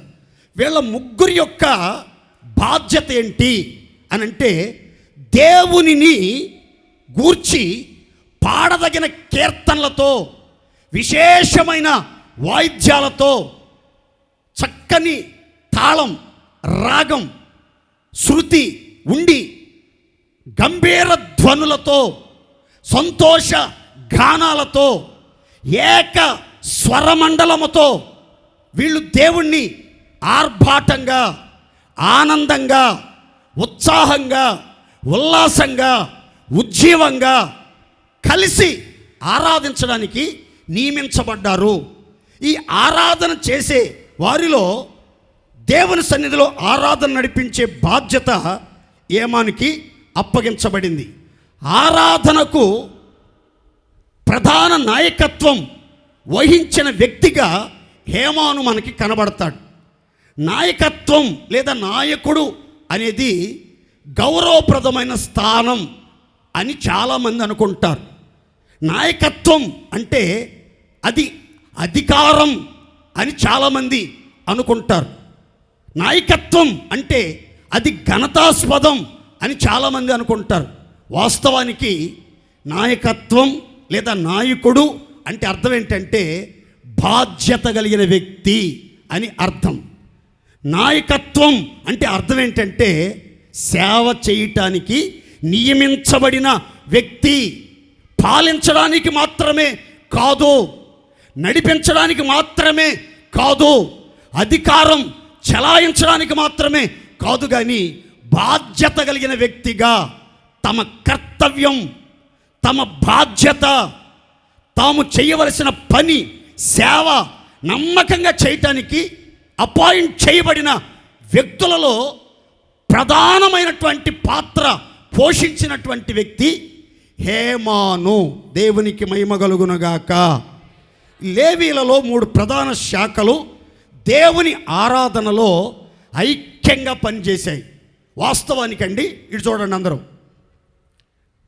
కహాతీల సేవ వేరు, గెర్షోనీల సేవ వేరు, మెరారీల సేవ వేరు. కానీ ఈ 3 శాఖల నాయకులు, ఈ 3 శాఖలలో నుంచి దేవుణ్ణి ఆరాధించడానికి, దేవుని ఇంటిలో దేవుణ్ణి ఘనపరచడానికి నియమించబడినటువంటి వ్యక్తులు 3 కూడా దేవుణ్ణి ఆరాధన చేసినట్లుగా, దేవుని గూర్చి, దేవుని మహిమను గురించి, దేవుని ప్రభావాన్ని గురించి, దేవుని గొప్పతనాన్ని గురించి, దేవుని పరాక్రమాన్ని గురించి, దేవుని యొక్క ఔన్నత్యాన్ని గురించి చాలా ఘనంగా పాటలు పాడుతూ, బోధ చేయుచు, హెచ్చరిక చేయుచు, దేవుని గురించిన గానం చేయుచు అందరినీ అలరించినట్లుగా, ఆనందింప చేసినట్లుగా పరిశుద్ధ గ్రంథంలో మనం గమనిస్తాం. ఇందులో నేను చెప్పాలనుకున్న మాట ఏంటంటే, వీళ్ళ 3 విధులు వేరు, వీళ్ళ శాఖలు వేరు, వీళ్ళ బాధ్యతలు వేరు, వీళ్ళ పరిచర్యలు వేరు. కానీ దేవుని యొక్క లక్ష్యం, దేవుని యొక్క ఉద్దేశం ఒకటే.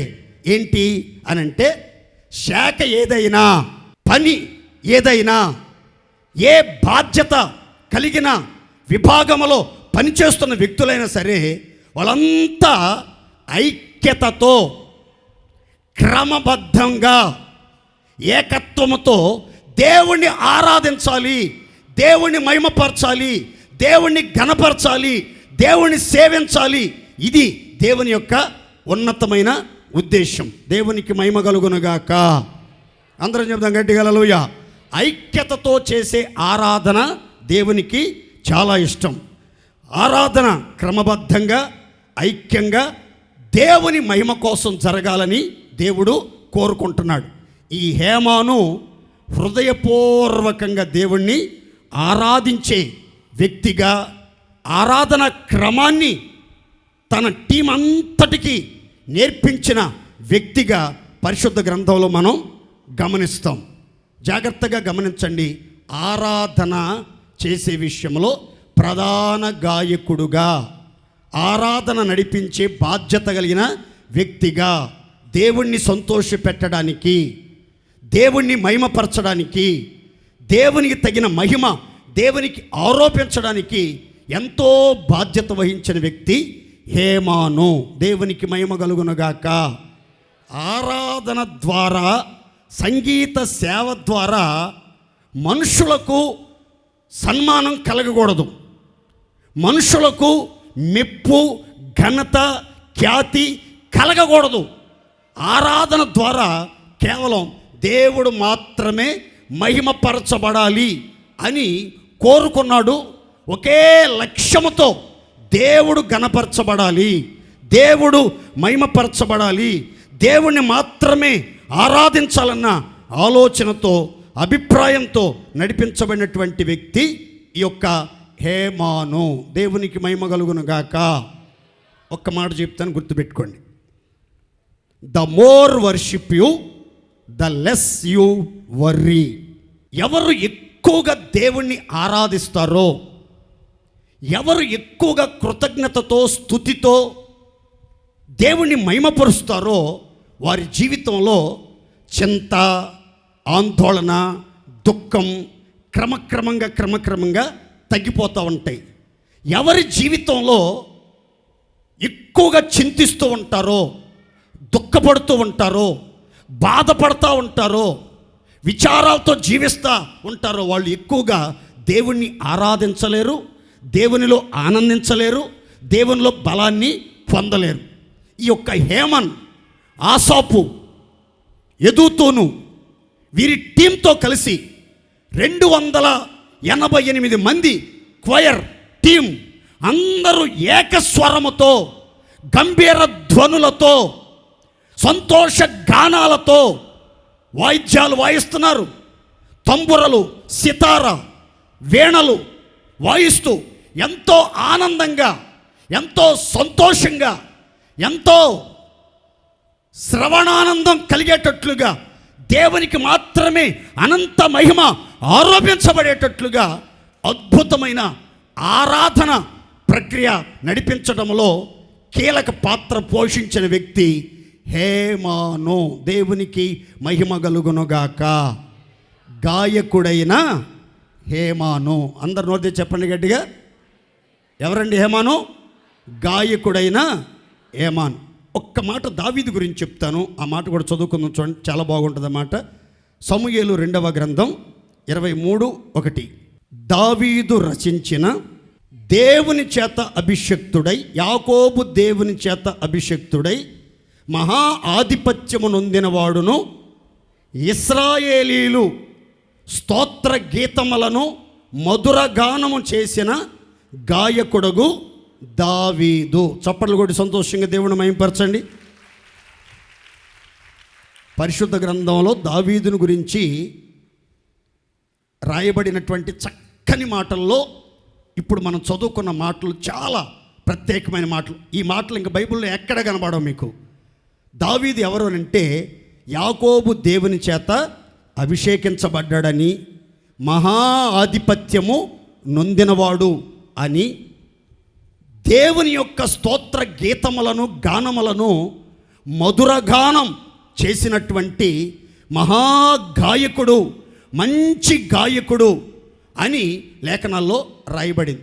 మనం కూడా దేవునికి ఒక మధుర గాయకులుగా, దేవుని ఆరాధించే సమయంలో దేవుని సంతోషపరిచే గాయకులుగా ఉండాలంటే మనం అందరం కూడా గుర్తుపెట్టుకోవాల్సిన మాట, మనమంతా కూడా యాకోబు దేవుని చేత అభిషేకించబడాలి. దేవునికి మహిమ కలుగునుగాక.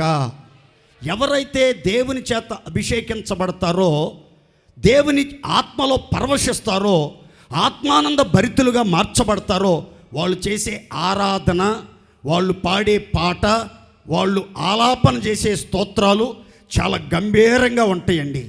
ఏదో ఆరాధన చేయాలి గనక మనం అంతా చేతులు ఎత్తమంటే చేతులు ఎత్తుతాం, నోళ్ళు తెరవమంటే నోళ్ళు తెరుస్తూ ఉంటాం, స్తోత్రాలు చెప్పండి అంటే స్తోత్రాలు చెప్తాం. కానీ శరీరమును ఆస్పదం చేసుకొనకుండా ఆత్మను అనుసరించి యథార్థ హృదయముతో దేవుణ్ణి ఆరాధన చేయాలండి, దేవుణ్ణి సేవించాలండి, దేవుణ్ణి ఘనపరచాలండి, దేవుణ్ణి ఉన్నతంగా మహిమపరచాలండి. హేమాన్ తన జీవితంలో తన బాధ్యత గుర్తించాడు. పరిస్థితులు ఎంత ప్రతికూలంగా ఉన్నా, తన జీవితం అంతా ఆపదలమయంతో కూడిన, భయాలు చుట్టుముట్టిన, శరీరం బలహీనపరచబడిన, అయిన వారందరూ దూరమైపోయినా, నిరాశల చెరలో నిలిచిపోయిన, శ్రమల సంఖ్యల మధ్యలో బంధించబడిన, ప్రతికూల వాతావరణంలో కూడా ఆరాధన ఆపలేదు, స్తుతించడం మానలేదు.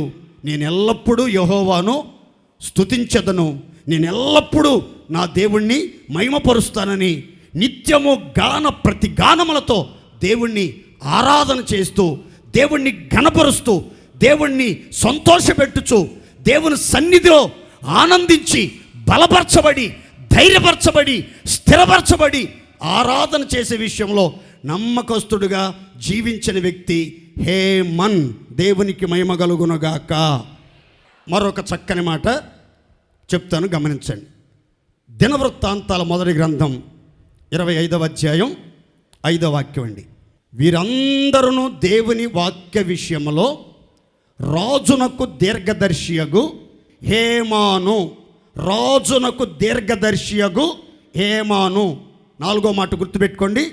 హేమాను ఎవరు అనంటే దేవుని వాక్య విషయములో రాజునకు దీర్ఘదర్శి. దేవునికి మహిమ కలుగునుగాక. హేమాను ఎవరు అనంటే గుర్తుపెట్టుకోండి, దీర్ఘదర్శి. నోరు తెరిచి చెప్పండి గట్టిగా అందరూ. ఇంగ్లీష్లో సిఆర్ అనే మాట ఉపయోగించబడింది. SEER. సిఆర్ అంటే ముందు చూపు కలిగిన వాడు, దూరదృష్టి కలిగిన వాడు, భవిష్యత్తు పరిణామాలను ముందుగా గ్రహించినవాడు, వివేకముతో ముందుకు చూచేవాడు, దూరదృష్టి గలవాడు, ఫలితాలను ముందుగానే అంచనా వేసి నిర్ణయాలు తీసుకునేవాడు, దేవుని నుండి ప్రకటనలను పొందిన వాడు, దేవుని ఉద్దేశాలు గ్రహించి ప్రజలకు తెలియజేసేవాడు, దేవుని వాక్యం మీద ఆధారపడేవాడు, విశ్వాసముతో నడిచేవాడు, దేవుని జ్ఞానముతో ముందు చూపు కలిగిన వ్యక్తి. ఇంకా వివరంగా చెప్పాలంటే రాజుకు ఆత్మీయ సలహాదారుడు. దేవునికి మహిమ కలుగునుగాక. అందరం చెప్దాం గట్టిగా హల్లెలూయా. దీర్ఘదర్శి అనే మాటను నేను మీకు ఇందులో చెప్పాలనుకున్నాను. హేమాన్ ఎవరు అంటే దీర్ఘదర్శి. దీర్ఘదర్శి దూరదృష్టి కలిగిన వాడు, భవిష్యత్తు పరిణామాలను ముందుగా గ్రహించగలిగిన వాడు, దేవుని సన్నిధిలో కనిపెట్టి దేవుని ఆలోచనలను, ఉద్దేశాలను, దైవ కార్యాలను తన ప్రజలకు తెలియపరిచేవాడు, దేవుని వాక్యం మీద మాత్రమే ఆధారపడేవాడు, విశ్వాసముతో ముందుకి సాగేవాడు అనే మాటలు మీకు గమనించాలి. విశ్వాస జీవితంలో నడిపించబడుతున్నటువంటి మనం కూడా దీర్ఘదర్శులముగా, దూరదృష్టి కలిగిన వారముగా, భవిష్యత్తును గమనించగలిగినటువంటి వారముగా జీవించాలి. గుడ్డెద్ది చేలో పడ్డట్టుగా మనం ప్రవర్తించకూడదు. లేడీకి లేచిందే పరుగు అన్నట్లుగా మనం ప్రవర్తించకూడదు. మన నిర్ణయాలు, మన పనులు, ప్రణాళికలు అన్నీ కూడా ఒక క్రమబద్ధంగా, ఒక సిస్టమేటిక్గా, దేవుని యొక్క చిత్తానికి అనుకూలంగా ఉండేటట్లుగా ప్రతి కార్యాన్ని మనం ఆచితూచి నిర్ణయం తీసుకోవాలి, ఆచితూచి అడుగులు వేయాలి. భవిష్యత్తులో ఎలాంటి పరిణామాలు సంభవించబోతున్నాయి, భవిష్యత్తును ముందుగా చూడగలిగిన దివ్య దృష్టి, దూరదృష్టి కలిగినటువంటి వ్యక్తులుగా మనం జీవించాలి. దర్శనం లేకపోతే, దూరదృష్టి లేకపోతే ఏమవుతుందనంటే బైబిల్ చెప్తుంది, దేవోక్తి లేని ఎడల జనులు కట్టు లేకుండా తిరుగుతారు. దేవోక్తి అన్న చోట దైవ దర్శనం లేకపోతే, దూరదృష్టి లేకపోతే, ముందుగా ఏం జరుగుతుందో పసిగట్టే ఆ ఉన్నతమైన ఆలోచన శక్తి లేకపోతే మనం అదుపు తప్పి ప్రవర్తిస్తాం, విచ్చలవిడిగా ప్రవర్తిస్తాం, ఇష్టానుసారంగా ప్రవర్తిస్తాం. అలా కాకుండా మనకొక దర్శనం, మనకొక ప్రత్యక్షత, మనకొక నడిపింపు, మనకొక దూరదృష్టి, మనకు దేవుని ఉద్దేశాలను గ్రహించే మంచి విశాలమైన మనసు ఉన్నట్లయితే మనం చాలా జాగ్రత్తగా ఉంటాం, చాలా క్రమంగా నడుచుకుంటాం, పద్ధతిగా ప్రవర్తిస్తాం. వివేకం కలిగినటువంటి వ్యక్తులు, జ్ఞానం కలిగినటువంటి వ్యక్తులు, దైవ దర్శనం కలిగినటువంటి వ్యక్తులు ముందుగా సంభవించబోయే ఆపదను తప్పించుకుని చాలా జ్ఞానంగా తమ ప్రాణాలని, కుటుంబాలని, జీవితాలని కాపాడుకోగలుగుతారు. ఈరోజు మందిరానికి చాలామంది వస్తున్నారు, కానీ మందిరానికి వచ్చే వాళ్ళు చాలామందికి ఈ యొక్క దూరదృష్టి అనేది ఉండట్లేదండి. భవిష్యత్తులో జరగబోయే పరిణామాలను గ్రహించగలిగిన, అర్థం చేసుకోగలిగిన విశాలమైన మనసు ఉండట్లేదండి. నా పిల్లల యొక్క ఫ్యూచర్ ఎలా ఉండబోతుంది, నా కుటుంబం భవిష్యత్తులో ఎలా ఉండబోతుంది, నా సేవ పరిచర్య భవిష్యత్తులో ఎలా ఉండబోతుంది, రాబోయే దినాలలో దేవుడు నన్ను ఎలాగూ వాడుకోబోతున్నాడు, ఎలాగూ ఘనపరచబోతున్నాడు, ఎలాగూ నడిపించబోతున్నాడు, ఏ స్థితిలో నిలబెట్టబోతున్నాడు, ఎంత ఉన్నత స్థానానికి హెచ్చిస్తాడు, ఎంత మంచి స్థితిలో నన్ను స్థిరపరుస్తాడు అని ఒక డివైన్ విషన్ అనేది మనం కలిగి నడుచుకోవాలి. అలాంటి దీర్ఘదర్శి, ఆత్మీయ సలహాదారుడు ఈ హేమాన్. పరిశుద్ధ గ్రంథంలో సమూయేలు, గాదు, హేమన్ దీర్ఘదర్శకులుగా పిలువబడినట్లుగా బైబిల్ చెప్తుంది. మీరు కూడా ముందు చూపు కలిగిన వారుగా, విశ్వాసముతో నడుచుకునేవారిగా, దేవుని వాక్యం మీద ఆధారపడి జీవించేవారిగా, దేవుని ఉద్దేశాలను గ్రహించి నీ కుటుంబానికి తెలియపరిచి నీ ఇరుగు పొరుగు వారికి తెలియపరిచి, నీ స్నేహితులకు తెలియపరిచి, నీ ఆత్మీయులకు తెలియపరిచి, అందరూ ఆపద తప్పించుకుని ఆత్మీయ మార్గాల్లో నడిపించబడేటట్లుగా నీ ఒక కాపరిగా, నాయకుడుగా, బాధ్యత కలిగిన వ్యక్తిగా ముందుకి నడిపించాలి అని దేవుడు కోరుకుంటున్నాడు. దేవునికి మహిమ కలుగునుగాక. అందరం చెప్దాం గట్టిగా హల్లెలూయా. ఆ చివరిగా 2 మాటలు చెప్తాను, చాలా ప్రాముఖ్యమైన మాటలు. దినవృత్తాంతాల మొదటి గ్రంథం 25వ అధ్యాయం 5, 6 వచనాలు చదువుకుందాం. చూడండి అందరూ. వీరందరూ దేవుని వాక్కు విషయంలో రాజునకు దీర్ఘదర్శియగు హేమాను కుమారులు, హేమాను సంతతిని గొప్ప చేయుటకై దేవుడు హేమానునకు 14 మంది కుమారులను 3 కుమార్తెలను అనుగ్రహించెను. వీరందరూ ఆసాపునకును, యెదూతూతునకును, హేమానునకును రాజు చేసి ఉన్న కట్టడ ప్రకారము యెహోవా ఇంటిలో తాళములు, స్వరమండలములు, సితారాలు వాయించుచు, గానము చేయుచు, ఈ మాట అండర్లైన్ చేసుకోండి, తమ తండ్రి చేతి క్రింద దేవుని మందిరపు సేవ జరిగించుచుండిరి. చప్పట్లు కొట్టండి సంతోషంగా. నాకు ఈ మాట చాలా బాగా నచ్చింది.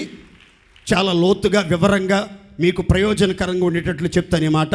హేమానును దేవుడు ఆశీర్వదించి అతని సంతతిని గొప్ప చేయుటకై అతగానికి 14 మంది కుమారుల్ని, 3 కుమార్తెలను అనుగ్రహించాడు.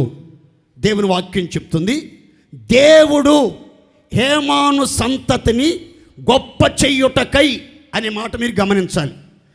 దేవుడు ఒక వ్యక్తి యొక్క సంతానాన్ని, ఒక వ్యక్తి యొక్క వ్యక్తిత్వాన్ని, ఒక వ్యక్తి యొక్క సేవను, ఒక వ్యక్తి యొక్క వారసులను గొప్ప చెయ్యాలి అనుకున్నప్పుడు ఆ వ్యక్తి యొక్క సంతానాన్ని విస్తరింపచేశాడు అని బైబిల్ చెప్తుంది. ఎప్పుడు ఒకని యొక్క జీవితం దేవుని చేత గొప్ప చేయబడుతుంది, ఒకరి సంతానం గొప్ప చేయబడుతుంది అని బైబిల్లో మనం గమనిస్తే, ఇస్సాకును గురించి రాయబడిన సందర్భంలో ఈ రీతిగా రాయబడింది. ఏమనంటే, యెహోవా అతనిని ఆశీర్వదించెను గనుక ఆ మనుషుడు గొప్పవాడయ్యాడు. ఇక్కడ హేమాను అతని సంతానం దేవుని చేత గొప్ప చేయబడింది అంటే అర్థం ఏంటంటే, దేవుని చేత ఆశీర్వదించబడి, అతను మాత్రమే కాదు, అతనికిచ్చిన 17 సంతానం గొప్ప చేయబడి, ఘనపరచబడి, ఉన్నతంగా స్థిరపరచబడి, దేవుని మందిర సేవలో, యెహోవా ఇంటిలో, సంగీత పరిచర్యలో, ఆరాధన చేసే గుంపులో, తండ్రి చేతి కింద, తండ్రి ఆధీనములో, తండ్రి నాయకత్వంలో నమ్మకస్తులుగా నడిపించబడ్డారు. దేవునికి మహిమ కలుగునుగాక. ఈ వాక్యాన్ని మీరు ఎట్లా రాసుకుంటారు, ఎట్లా గుర్తుపెట్టుకుంటారంటే జాగ్రత్తగానండి. కుటుంబం అంతటిని బాగుగా ఏలుబడి చేసిన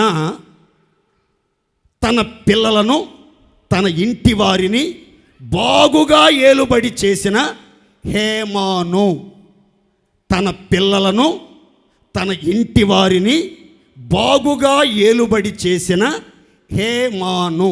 చాలామంది మందిరానికి వస్తున్నారు.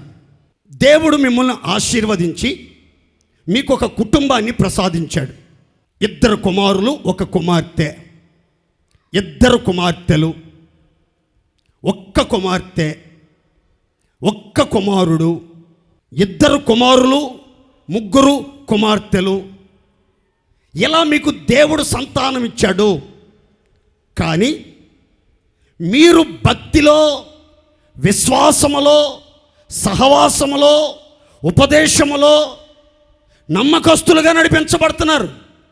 క్రమంగా దేవుని మందిరానికి వస్తున్నారు. సంతోషంగా దేవుణ్ణి ఆరాధన చేస్తున్నారు. దేవుని వాక్యాన్ని విని జీవితాన్ని క్రమపరుచుకొని లోపాలను దిద్దుకొని హెచ్చరికలకు లోబడి మిమ్మల్ని మీరు సిద్ధపరచుకొని దేవుని భయముతో దేవుని రాకడ కోసం ఆశతో జీవిస్తున్నారు.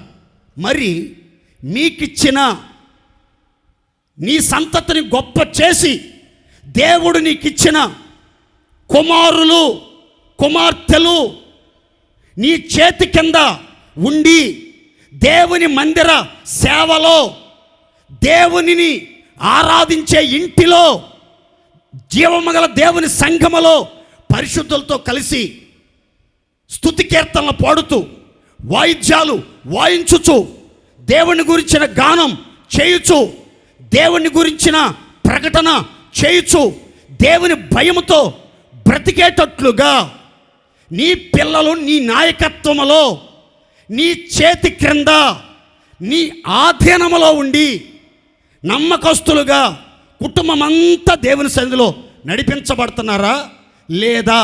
ఒక్కసారి ఆగి ఆలోచించండి. కొంతమంది చెప్తారు, బ్రదర్ ఆడపిల్లలు చక్కగా చెప్తే మందిరానికి వస్తున్నారు, రక్షణ పొందమంటే పొందుతున్నారు, ఫలానా చదువు చదవమంటే నమ్మకంగా చదువుతున్నారు, ఇంటి పనిలో వాళ్ళ అమ్మకి సహాయం చేస్తున్నారు. కానీ ఈ అబ్బాయిల్ని మందిరానికి నడిపించడం చాలా కష్టమైపోతుంది బ్రదర్. వాళ్ళు అసలు మా మాట వింటలేదు బ్రదర్, వాళ్ళు మేము చెప్పినట్లుగా చేయట్లేదు బ్రదర్. ఏదైనా చెప్తే చేస్తున్నారు కానీ మందిరానికి రమ్మంటే రారు, బైబిల్ చదవమంటే చదవరు, ప్రార్థన చేయడానికి మోకరించమంటే మోకరించరు, బాప్తిస్మం తీసుకోమంటే తీసుకోరు, బల్లారాధన రోజు శుద్ధీకరణ కోటానికి మందిరంలోకి వచ్చి వాక్యమిని శుద్ధీకరణ చేసుకోమంటే మాకు తెలుసులే అంటారు. వీళ్ళని నడిపించడానికి ప్రాణం తల్లో నుంచి తోకలోకి వచ్చేస్తుంది బ్రదర్. చాలా కష్టంగా ఉంటుంది ఈ మగపిల్లల్ని మందిరానికి తీసుకురావటానికి అని చాలామంది తల్లిదండ్రులు చెప్తున్నారు. ఏది ఒక్కళ్ళు ఇద్దరిని మందిరానికి నడిపించడానికి, ప్రార్థనకి నడిపించడానికి, ఆరాధనకి నడిపించడానికి, వాక్యానుసారంగా జీవింపజేయటానికి ప్రాణం అంటే తలలో నుంచి తోకలోకి వచ్చేస్తుందంట చాలామందికి. అయితే హేమానికి ఎంతమంది సంతానం అంటే 14 మంది కుమారులు 3 కుమార్తెలు. వీరందరూ యెహోవా ఇంటిలో అని ఒక మాట, దేవుని మందిర సేవలో అనే మరొక మాట మనం బైబిల్లో చక్కగా గమనిస్తాం. అందరూ కూడా వారి తండ్రి చేతి కింద ఉన్నారు, తండ్రి ఆధీనంలో ఉన్నారు, తండ్రి నాయకత్వంలో ఉన్నారు. తండ్రి ఎలా నడిపిస్తే అలా చక్కగా నడుచుకున్నట్లుగా దేవుని వాక్యం చాలా స్పష్టంగా తెలియజేస్తుంది. దేవునికి మహిమ కలుగునగాక. అందరు చెప్పండి గట్టిగా హల్లెలూయా. సంగీత సేవకులు స్వతంత్రంగా పని చేయలేదు. ఇక్కడ సంగీత సేవకులు ఆరాధన చేసేవాళ్ళు, దేవుణ్ణి స్తుతించేవాళ్ళు, ఎవరికి నచ్చినట్లుగా వాళ్ళు, ఎవరికి ఇష్టం వచ్చినట్లుగా వాళ్ళు, ఎవరికి తోచినట్లుగా వాళ్ళు ప్రవర్తించలేదు. వాళ్ళందరూ కూడా నాయకత్వానికి లోబడిన వారు, శిక్షణ పొందినవారు, క్రమశిక్షణతో సేవ చేసిన వారు. అంటే ఆరాధనలో క్రమము వినయము చాలా అవసరం. ఈ యొక్క హేమాను కుమారులు అందరూ పేర్లు పరిశుద్ధ గ్రంథంలో నమోదు చేయబడ్డాయి. ఎంత ఆధిక్యత అండి, ఎంత ఘనత అండి, ఎంత ఆశీర్వాదం అండి. ఒక్కసారి ఆగి ఆలోచించండి. పరిశుద్ధ గ్రంథంలో ఎంతోమంది ఉన్నారు కానీ, ఎంతో ఘనంగా పరిచర్య చేసిన వాళ్ళు ఉన్నారు కానీ వాళ్ళ పేర్లు బైబిల్లో గ్రంథస్థం చేయబడలేదు. కానీ హేమన్ యొక్క 14 మంది కుమారుల పేర్లు దినవృత్తాంతాల మొదటి గ్రంథం 25వ అధ్యాయం 1 నుంచి 6 వచనాల్లో వాళ్ళ పేర్లు వరుసనే రాయబడ్డాయండి. ఎంత ఆధిక్యత, ఎంత ఘనత, ఎంత హర్షంపదగిన విషయమో ఒక్కసారి ఆగి ఆలోచించండి. మరి మీ పిల్లల్ని మీరు ఎలా నడిపిస్తున్నారు? మీ పిల్లలకి చక్కగా శిక్షణ ఇస్తున్నారా? ట్రైనింగ్ ఇస్తున్నారా? చిన్నప్పటి నుంచే నా మాటనండి, మీ పిల్లలకి చక్కని ట్రైనింగ్ ఇవ్వాలి. మీ పిల్లలకి చిన్నప్పటి నుంచి సేవకుల దగ్గర ప్రార్థన చేయించుకోవటానికి వచ్చినప్పుడు సేవకులకి, అన్నోళ్ళకి వందనాలు చెప్పండి, అక్కోళ్ళకి వందనాలు చెప్పాలి, ఇంట్లో తల్లిదండ్రులకి వందనాలు చెప్పాలి, తాతయ్య, నాయనమ్మ, అమ్మమ్మలకి వందనాలు చెప్పాలి, పెద్దల్ని ప్రేమతో గౌరవించి ఘనపరిచేటట్లుగా వాళ్ళ దగ్గర జ్ఞానయుక్తంగా ప్రవర్తించాలి, ఎట్లంటే అట్లా మాట్లాడకూడదు, ఎట్లంటే అట్లా ప్రవర్తించకూడదు, ఎట్లంటే అట్లా చూడకూడదు, అమర్యాదగా నడుచుకోకూడదు, జ్ఞానంగా ప్రవర్తించాలని ఒక శిక్షణ మీరు ఇవ్వాలి. తల్లి బిడ్డకి ఎలాగైతే నడక నేర్పుతుందో, మాట నేర్పుతుందో, మర్యాద నేర్పుతుందో ఉగ్గుపాలతో, అలాగే దేవుని సన్నిధిలో నడిపించబడుతున్న మీరు, నమ్మకస్తులైన మీరు, దేవుని హత్తుకున్న మీరు, దేవుణ్ణి ఆరాధించుతున్న మీరు, దర్శనముతో నడిపించబడుతున్న మీరు బాల్యము నుండే మీ పిల్లలకి ఓ చక్కని తర్ఫీదు, చక్కని ట్రైనింగ్, చక్కని శిక్షణ ఇవ్వాలండి. శిక్షణ ఇవ్వాలి. వాళ్ళకి ట్రైనింగ్ ఇవ్వకపోతే, వాళ్ళకి సరి అయిన అవగాహన కల్పించకపోతే వాళ్ళు నేర్చుకోలేరండి. మన యొక్క జీవితంలో మన పరిసరాల ప్రభావం, మన ఇంటి వాతావరణం మన మీద ఎక్కువ ప్రభావాన్ని చూపుతుందండి.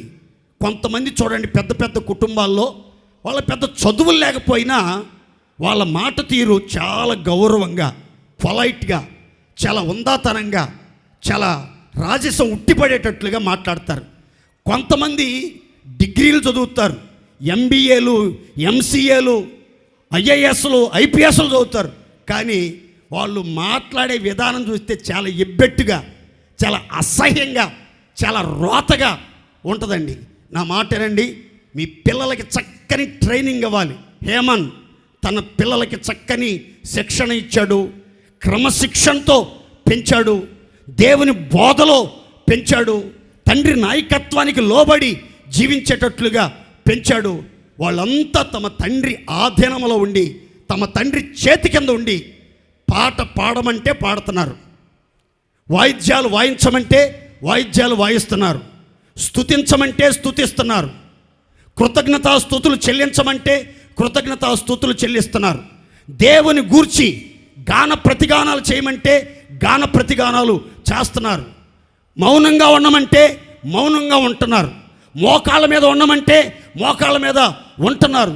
అన్నీ తండ్రి మాట జవదాటకుండా, తండ్రి ఆజ్ఞాపించిన ఆజ్ఞ అతిక్రమించకుండా ఎంతో విధేయత కలిగిన వారిగా, శిక్షణ పొందిన వారిగా, నాయకత్వానికి లోబడిన వారిగా, క్రమశిక్షణతో పెంచబడిన వారిగా ఏమాన్ 14 మంది కుమారులు, 3 కుమార్తెలు ఎంతో చక్కగా దేవుని మందిరంలో స్థిరపరచబడి, దేవుని మందిర పరిచర్యలో ఎంతో ఆశీర్వాదకరంగా వాడబడినట్లుగా పరిశుద్ధ గ్రంథం చాలా చక్కగా రాయబడింది. ఇదే మాటల్ని క్రొత్త నిబంధనలో పౌలు గారు చాలా కఠినంగా ఒక మాట చెప్తారండి. ఆ మాటలో చదువుకుందాం. మీరు ఇంటికి వెళ్ళిన తర్వాత చక్కగా చదవండి. తిమోతికి రాసిన మొదటి పత్రిక 3వ అధ్యాయం 4వ వచనం, 12వ వచనం, ఆ తర్వాత తిమోతి మొదటి పత్రిక 5వ అధ్యాయం 8వ వాక్యం.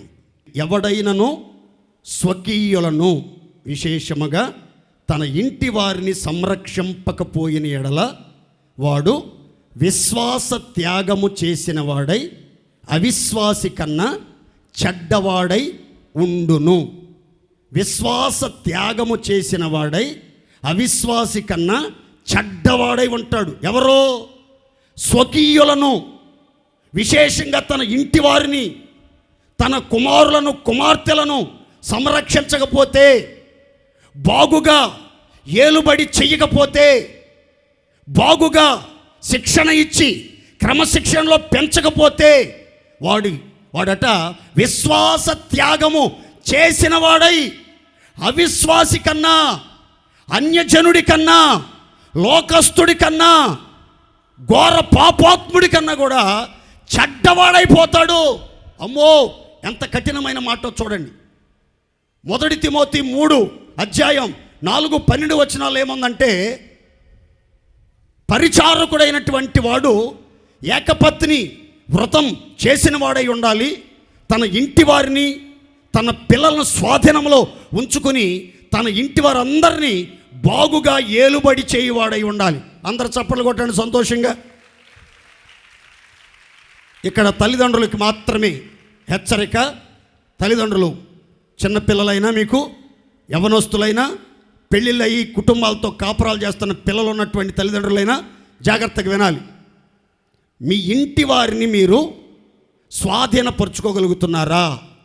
మీ ఇంటి వారు, మీ కుమారులు, మీ కుమార్తెలు మీ స్వాధీనంలో, మీ చెప్పు చేతల్లో, మీ ఆధీనంలో, మీ ఆలోచన చేత నడిపించబడుతున్నారా లేదా?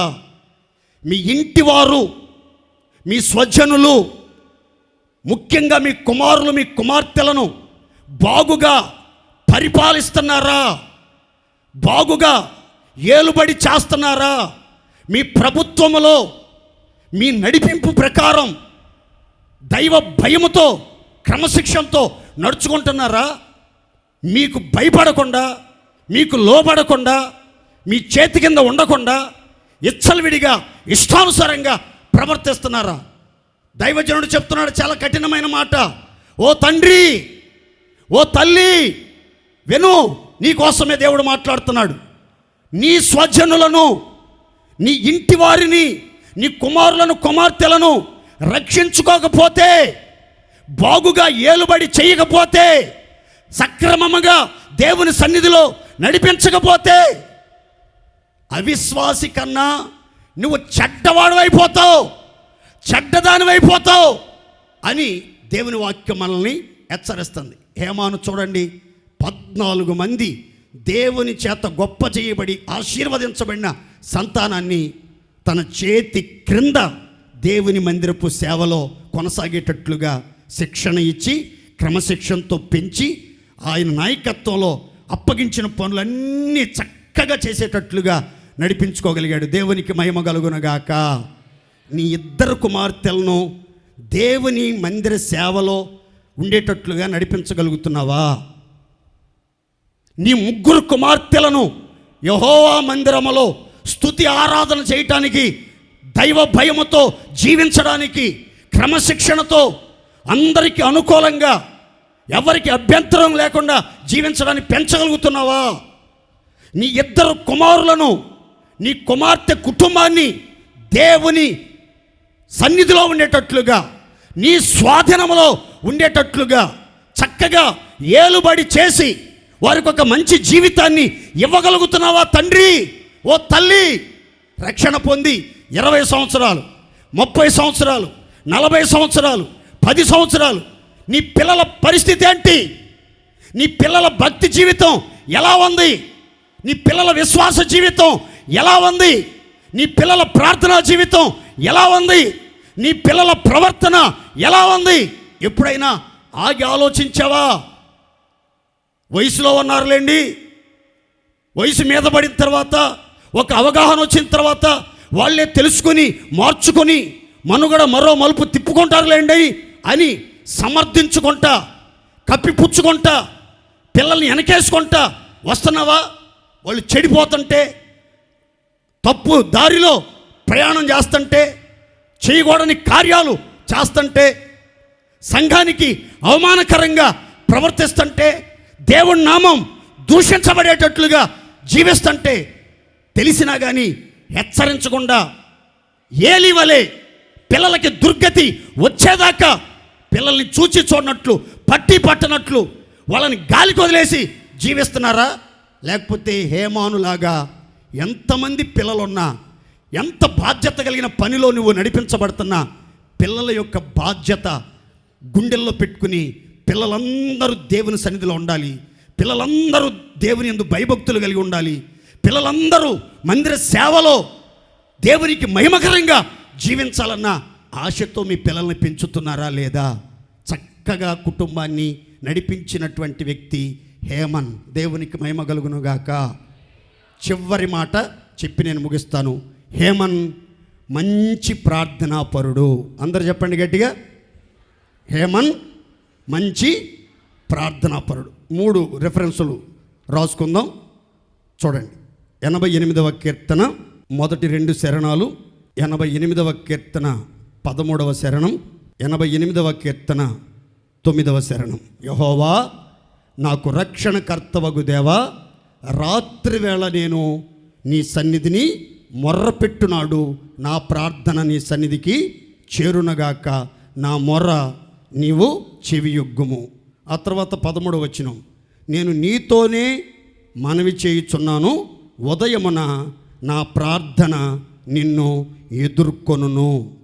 9వ శరణం, యెహోవా ప్రతీ దినము నేను నీకు మొర్రపెట్టుచున్నాను, నీ వైపు నా చేతులు చాపుచున్నాను. దేవునికి మహిమ కలుగునగాక. ప్రతికూల పరిస్థితులలో హేమాను ప్రార్థన ఆపలేదు, ఆరాధన విడవలేదు, స్థిరంగా నిలకడగా ఉండి పేరుకు తగినట్లుగా నమ్మకంగా జీవించాడు. దేవునికి మహిమ కలుగునగాక. ఇక్కడ హేమన్ ప్రార్థనా జీవితాన్ని గురించి చెప్పటానికి నేను చాలా సంతోషిస్తున్నాను. అందరూ ఈ సంగతి జాగ్రత్తగా వినాలని మనస్ఫూర్తిగా కోరుకుంటున్నాను. హేమన్ జీవితం బాల్యము నుండి బాధపడి సావుకు సిద్ధపడినటువంటి వ్యక్తి. బాధపడి పడి పడి కన్నులన్నీ క్షీణించిపోయినాయి. దినమంత భయం, మహాజలములు ఆవరించినట్లుగా మహాభయాలు అతన్ని ఆవరించేసినాయి. అతని ప్రాణములో కొంచెమైన బలం, శక్తి, సామర్థ్యం లేదు. నెలవైన వారు, ఇరుగు పొరుగు వాళ్ళు, బంధువులు అసహించుకొని దూరంగా వెళ్ళిపోయారు. ప్రియులు, స్నేహితులు విడిచి దూరంగా వెళ్ళిపోయారు. బంధువర్గం చీకటమయంగా మారిపోయారు. ఒంటరి వాడైపోయాడు, బలహీనుడైపోయాడు, బాధల్లో చిక్కుకుని కంటి చూపు కోల్పోయాడు. మహాభయములు మహాజలముల వలె ఆవరించి భయపెడుతూ కలవరపెడతా ఉన్నాయి. చావుకు సిద్ధమైపోయాడు, మరణ ద్వారములోనికి వెళ్ళిపోయాడు. బాల్యము నుంచి వృద్ధాప్యం వరకు ప్రతిరోజు బాధలే, ప్రతిరోజు భయాలే, ప్రతిరోజు బలహీనతలే, ప్రతిరోజు అనారోగ్యం, ప్రతిరోజు ఆర్థిక ఇబ్బందులు, ప్రతిరోజు ఆపదలతో నింపబడి ఉన్నాడు. కానీ బైబిల్లో ఈ హేమన్ గురించి చెప్తున్న మాట, ప్రతి దినం ఉదయాన్నే దేవుని సన్నిధిలోకి వచ్చి చెప్తున్నాడు, యెహోవా నీతోనే నేను మనవి చేయుచున్నాను, ఉదయమున నా ప్రార్థన నిన్ను ఎదుర్కొనుగాక అన్నాడు. రాత్రి అయితే అంటున్నాడు, అయ్యా యెహోవా నా రక్షణకర్తవగు దేవా, రాత్రి వేళ నీ సన్నిధిని నేను మొర్రపెట్టునాడు, నా ప్రార్థన నీ సన్నిధికి చేర్చుకో స్వామి, నా ప్రార్థనకు మీరు చెవియొగ్గి ఆలకించండి అయ్యా అన్నాడు. ఉదయము దేవునితోనే మనవి చేస్తున్నాడు, దేవుని సన్నిధిలో ప్రార్థనతో దేవుణ్ణి ఎదుర్కొంటున్నాడు. రాత్రి అయితే చాలు, రాత్రంతా ప్రార్థనలో పోరాడతా, ప్రార్థనలో కన్నీరు విడుస్తా, దేవుణ్ణి బతిమాలతా, పట్టుదలతో ప్రభు పాదాల చెంత చేరి గుండెలు పగిలేటట్లుగా ఏడ్చి ఏడ్చి ప్రార్థన చేస్తున్నాడు. ఇది ఒకరోజు 2 రోజులు, ఒక 5 సంవత్సరాలు 10 సంవత్సరాలు చేసిన ప్రార్థన కాదండి. ఏది? ఉదయము ప్రతి రాత్రి.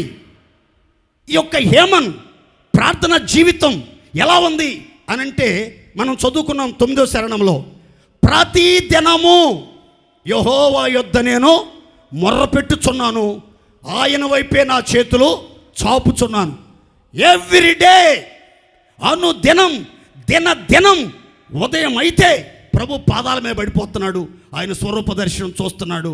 ఆయనతో తన బాధ, బలహీనత, భయాలు, ఒంటరితనం, నిరాశ, తన జీవితంలో తాను అనుభవిస్తున్న క్షోభ, ఆర్థిక ఇబ్బందులు, అనారోగ్య సమస్యలు, శ్రమలు, నిందలు, అవమానాలు, అసహ్యమైన స్థితి, చీకటి అంతా దేవునితో చెప్తున్నాడు.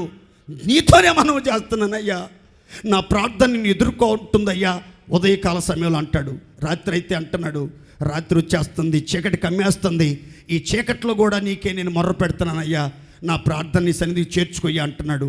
ఇలాగున బైబిల్ చెప్తుంది ప్రతిరోజు ప్రార్థన చేస్తానే ఉన్నాడు. ప్రతిరోజు తన చేతులు దేవుని వైపే చాపుతున్నాడు. ఏ మనిషి వైపు చాపలేదు, ఏ ధనవంతుడి వైపు చాపలేదు, ఏ బలవంతుడి వైపు చాపలేదు, ఏ అధికారి వైపు చాపలేదు, ఏ ఉన్నత స్థితిలో ఉన్న వాళ్ళ వైపు చాపలేదు, ఏ స్నేహితుల వైపు చేతులు చాపలేదు. పూర్తిగా నాకు సహాయం చేయగలిగింది నీవే, మనుషుల సహాయం వ్యర్థం, భూమి ఆకాశములు సృజించిన యెహోవా వలనే నాకు సహాయం రావాలి, నీ సహాయం చేత నేను స్థిరపరచబడాలి అని ప్రార్థనలో నమ్మకంగా పోరాడినటువంటి ప్రార్థనా యోధుడు, విశ్వాస వీరుడు, స్థిరుడు, కదలని వాడు, ప్రార్థనలో కష్టకాలములో ప్రార్థించి ప్రతిఫలాన్ని పొందిన వ్యక్తి హేమన్. దేవునికి మహిమ కలుగునగాక. ఒక్క మాట చివరగా, ప్రార్థన పరిస్థితులు మార్చే మార్గం కాదు. ప్రార్థన పరిస్థితులను ఎదుర్కొనే బలమైన మార్గమే ప్రార్థన. దేవునికి మహిమ కలుగునగాక. అర్థమైన గట్టిగా చప్పట్లు కొట్టి దేవుని మహిమపరచండి గట్టిగా. ప్రార్థన పరిస్థితులను తప్పించుకునే మార్గం కాదు. ప్రార్థన పరిస్థితులను ఎదుర్కొనటానికి కావలసిన బలాన్ని పొందుకునే మార్గం ప్రార్థన. కష్టకాలములో ప్రార్థనలో నిలకడగా ఉన్నాడు, విశ్వాసములో స్థిరుడుగా ఉన్నాడు, పట్టుదలతో ప్రార్థన చేసి దేవుని వైపు చూస్తూ ఉన్నట్లుగా లేఖనం మనకి చాలా స్పష్టంగా చెప్తుంది. జీవితంలో ఎన్ని ఆపదలున్నా, ఎన్ని భయాలున్నా, ఎంత బలహీనతలున్నా, ఎంత నిరాశ ఉన్నా, పరిస్థితులు ఎంత పగబట్టినట్లుగా ప్రతికూలంగా మార్చబడినా, అయిన వారు ఆత్మీయులు అన్యజనులు అపార్థం చేసుకుని నిన్ను అసహించుకుంటున్నా, మీ జీవితంలో ఒక్కటి గుర్తుపెట్టుకోవాలి, నేను దేవుని బిడ్డను, నేను ప్రార్థనలో నమ్మకంగా జీవించాలి అనే ఆశ మనం కలిగి ఉండాలండి. ఎందుకంటే ఈ ఆపదలు, ఈ బాధలు, భయాలు, బలహీనతలు, నిరాశ, ఒంటరితనం, నిందలు, అవమానాలు తాత్కాలికమైనవండి. అందుకని పేతురు అంటాడు, 1 పేతురు 5:10, సర్వకృపానిధిగు దేవుడు తన నిత్య మహిమకు మిమ్మల్ని పిలిచిన సర్వకృపానిధిగు దేవుడు కొంచెము కాలము మీరు శ్రమపడిన పిమ్మట తానే మిమ్మలను పూర్ణులనుగా చేసి స్థిరపరిచి బలపరుచునుగాక. హేమన్ గుండెల్లో ఉన్న ఆశ, ఆలోచన ఏంటో తెలుసా? దేవుడు నన్ను నిత్య మహిమ కోసం పిలిచాడు. ఈ లోకం తాత్కాలికమైనది, లోకం దాని ఆశలు గతించిపోతాయి, దేవుని మాట గతించదు.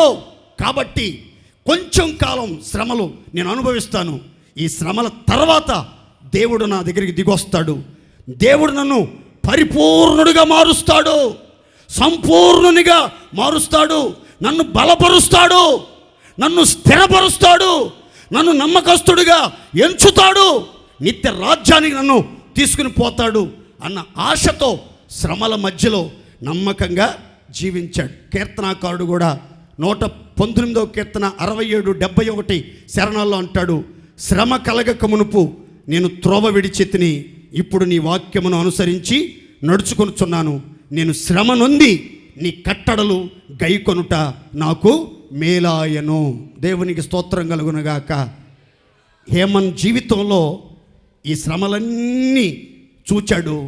ఎక్కడ దేవుని మార్గం నుంచి తొలగిపోకుండా, తప్పిపోకుండా, విశ్వాసంలో బలహీనుడు కాకుండా, ఆ శ్రమల మధ్యలోనే పరీక్షించబడుతున్న సమయంలో ఆ శ్రమల ద్వారా బలపరచబడుతూ వచ్చాడు. దేవుని యొక్క ఆదరణ, దేవుని సన్నిధి, దేవుని సముఖం అనుభవిస్తూ వచ్చాడు. దేవుని చేత బలపరచబడి, స్థిరపరచబడి, పరిపూర్ణుడిగా మార్చబడ్డాడు. అతని జీవితం మనకి స్ఫూర్తి, అతని జీవితం మనకి భరోసా, అతని జీవితం మనకి ధైర్యం, అతని జీవితం మనకి ఈ శ్రమలు శాశ్వత కాలం ఉండవు, మీకు మంచి భవిష్యత్తు రాబోతుంది, మీరు ప్రార్థనలో నిలకడగా ఉండండి అని మనకు బోధిస్తుంది. ఈ వర్తమానం విన్న మీరు కూడా ఇక మీదట హేమన్ వంటి జీవితం జీవించుచు అన్ని విషయాల్లో నమ్మకస్తులుగా నడిపించబడండి. తగిన సమయంలో మీ కార్యాలన్నీ దేవుడు నూతనపరచునుగాక.